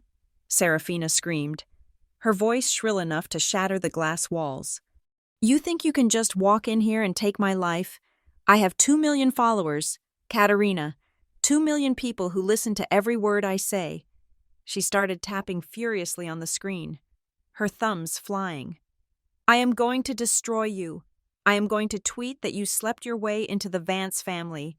I will tell the world that you are a gold-digging predator who seduced a billionaire to steal your own father's company. By the time I am done, you will be the most hated woman in Chicago. Boycott Hawthorne is going to be trending in 10 minutes. Arthur and Evelyn looked up, a flicker of desperate approval in their eyes. They were willing to let their daughter burn the house down if it meant the smoke would choke me too. Do it, Arthur muttered. Tell them. Serafina.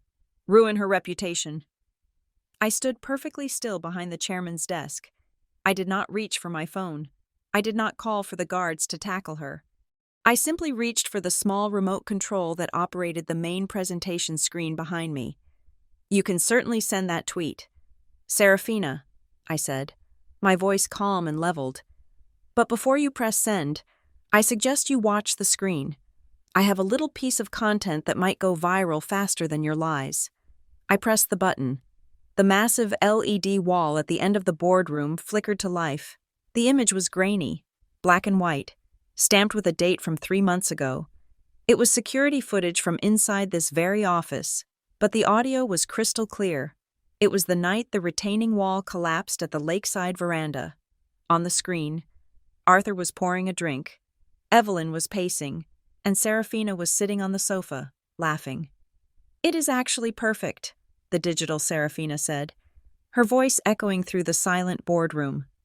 The collapse is a disaster, but we can pin it on the old contractors. And the best part is, we can use the insurance money to pay for the gala. Who cares about a few bricks? But what about Katerina? The digital Evelyn asked. She keeps asking to see the safety reports. She is going to find out we cut the drainage budget. Oh, screw Katerina, the digital Arthur growled. She is a mule. She pulls the cart. She doesn't drive it. She is too stupid to understand high-level finance. We will just tell her it was a geological anomaly. She believes anything we tell her because she is desperate for us to love her. It is pathetic, really. God, she is so embarrassing. The digital Serafina laughed again. Can you imagine if she actually tried to run this place? She would show up in those ugly suits and bore the investors to death. We are doing the world a favor by keeping her in the basement. The video ended. The screen went black. The silence in the room was absolute. It was heavy, thick, and suffocating. I looked at Serafina. Her thumb was hovering over her phone screen. Her face had drained of all color, leaving her looking like a wax figure melting under heat. That video, I said, breaking the silence, was provided to me by Mrs. Higgins, the executive secretary you fired on your second day, because you said she smelled like old paper. She made a backup of the cloud server before she left. She sent it to me the day I arrived in Aspen. I leaned forward, resting my hands on the desk. Now, here is the situation. If you post one single lie about me, if you whisper a single rumor to your followers, I will upload this video to every news outlet in America. I will release the raw footage of you admitting to insurance fraud. I will release the audio of you mocking the safety of a building that could have killed people. You won't just be canceled. Serafina, you will be indicted. You will go to federal prison for criminal negligence and fraud. Serafina's hand shook violently. The phone slipped from her fingers and hit the carpet with a dull thud. She looked at me, her eyes wide with the realization that she had absolutely no leverage left. You wouldn't, she whispered. I am your sister. I am a mule, remember? I said coldly. Mules can be very stubborn. I turned to my parents. They were staring at the floor, unable to look at the screen where their own cruelty had been replayed in high definition. The deal stands, I said to them. You stay, you work, you pay back every cent, but if you try to fight me, if you try to undermine me, that video goes public, and instead of a cubicle, you will be spending your retirement in a cell. Arthur nodded slowly. He looked broken. He looked like a man who had finally realized that the currency he had traded in arrogance and image was worthless against the truth. We accept, Arthur croaked. Good, I said. Now get out of my office. Mr. Henderson is expecting you downstairs. Do not be late. He hates tardiness. My parents stood up. They did not look at Serafina. They walked out of the room. Their shoulders slumped, stripping themselves of the dignity they had worn like armor for 40 years. Serafina was left alone, standing in the middle of the room. She looked at her phone on the floor, then at me. "What am I supposed to do?" she asked, her voice trembling. "I have no money. You froze my accounts. I cannot pay my rent." "The warehouse in Gary, Indiana is hiring," I said, picking up a file. "I hear the cost of living is very reasonable, and it is a quiet place, perfect for reflection." Serafina let out a choked sound, half sob, half gasp. The security guard stepped forward again. This time, she did not fight them. She let them lead her away. A fallen queen exiting a kingdom she never understood. When the doors closed, the silence that remained was not heavy, it was clean. "That was thorough," Silas said from the corner, a hint of admiration in his voice. "It was necessary," I replied. I picked up the phone on the desk, the CEO's phone. I dialed a number I knew by heart. "Hello?" a gruff voice answered. "Mr. Henderson," I said. "This is Katerina Vance." There was a pause. "Katerina, I heard rumors." "They are true," I said. "I am in the chair. Mr. Henderson, and I need my chief engineer back. Can you be here in an hour? I have a pile of safety audits that need your eyes." "I will be there in 30 minutes, he said, and I could hear the smile in his voice. "And Kat, welcome home." I spent the next 2 hours making calls. I called the site foreman. I called the old project managers. I called the receptionists who had been let go. I offered them all their jobs back, with a 20% raise and a personal apology from the ownership. By 3 o'clock in the afternoon, the office outside the boardroom was buzzing again, but it wasn't the frantic, terrified buzz of Serafina's reign. It was the steady, productive hum of people who knew they were valued. I signed the final paperwork establishing the restitution fund. My parents' assets, their vacation homes, their luxury cars, their art collection were being liquidated to refill the company coffers. They would live in a small apartment owned by the company, receiving a monthly stipend of $2,000. It was exactly the amount I had lived on when I was starting out. It was enough to survive, but not enough to pretend they were better than anyone else. At 4 o'clock, there was a knock on the door. It was my mother. She was holding a box of personal items from her old office. She looked smaller, older. The veneer of the society matriarch had cracked, revealing a tired woman underneath. "I am going down to the 38th floor," she said stiffly. "Okay," I said, not looking up from my laptop. "Katerina," she said, hesitating. I looked up. "Why?" she asked. Her voice was thin. "Why are you being so harsh? We treated you poorly. I admit that. But this, making your father work for his subordinates, putting us on an allowance, it is cruel. You were never cruel." I took off my reading glasses and set them on the desk. I looked at the woman who had criticized my clothes, my reading speed, and my existence for 32 years. "I am not being cruel, Mother," I said. "I am being fair.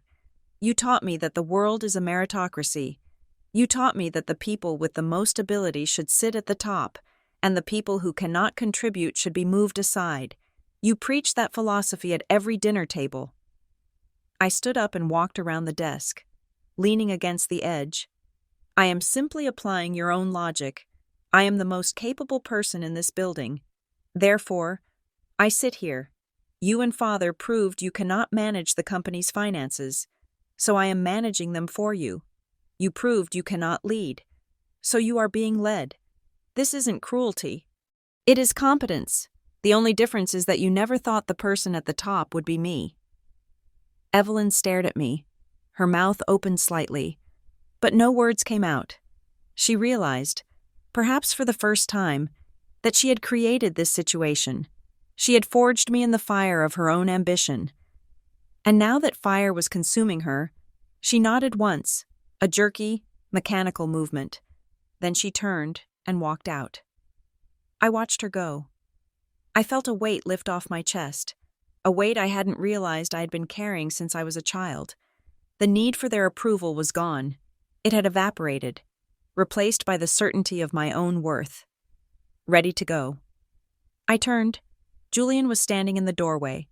He had his jacket slung over his shoulder, looking relaxed and effortlessly handsome. "Yes," I said. "I am done for today."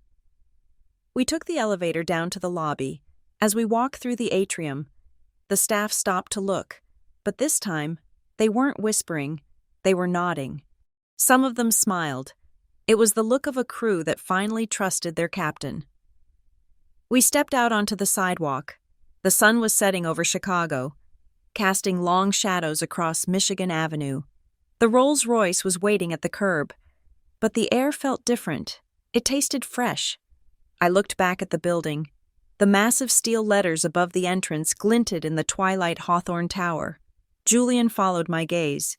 "You know," he said, taking my hand, "we can change that. We can take the letters down tomorrow. Call it Vance Tower, or Thornfield Tower, or just the Caterina." I studied the name. Hawthorne. For years. That name had meant exclusion. It had meant a locked door I wasn't allowed to open. It had meant a legacy that wasn't mine. But now it meant something else. "No," I said. "Leave it." "Really?" Julian asked, surprised. "After everything they did."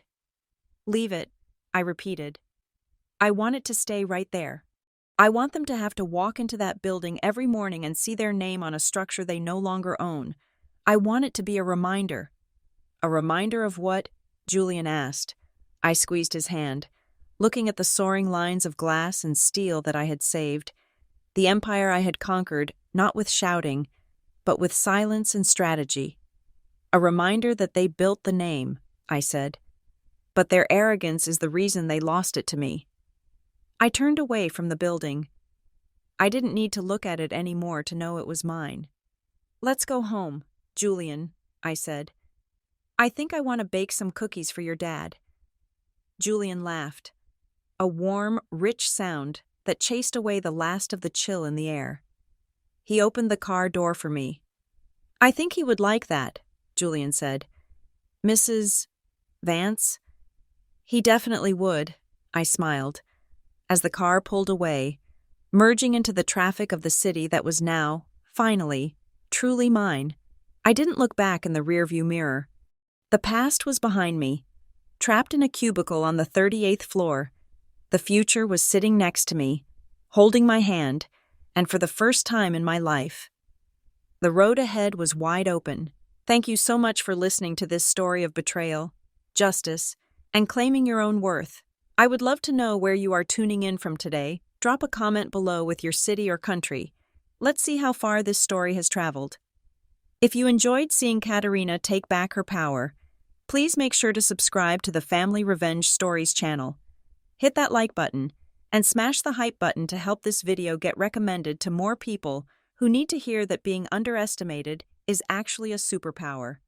Until next time, stay strong.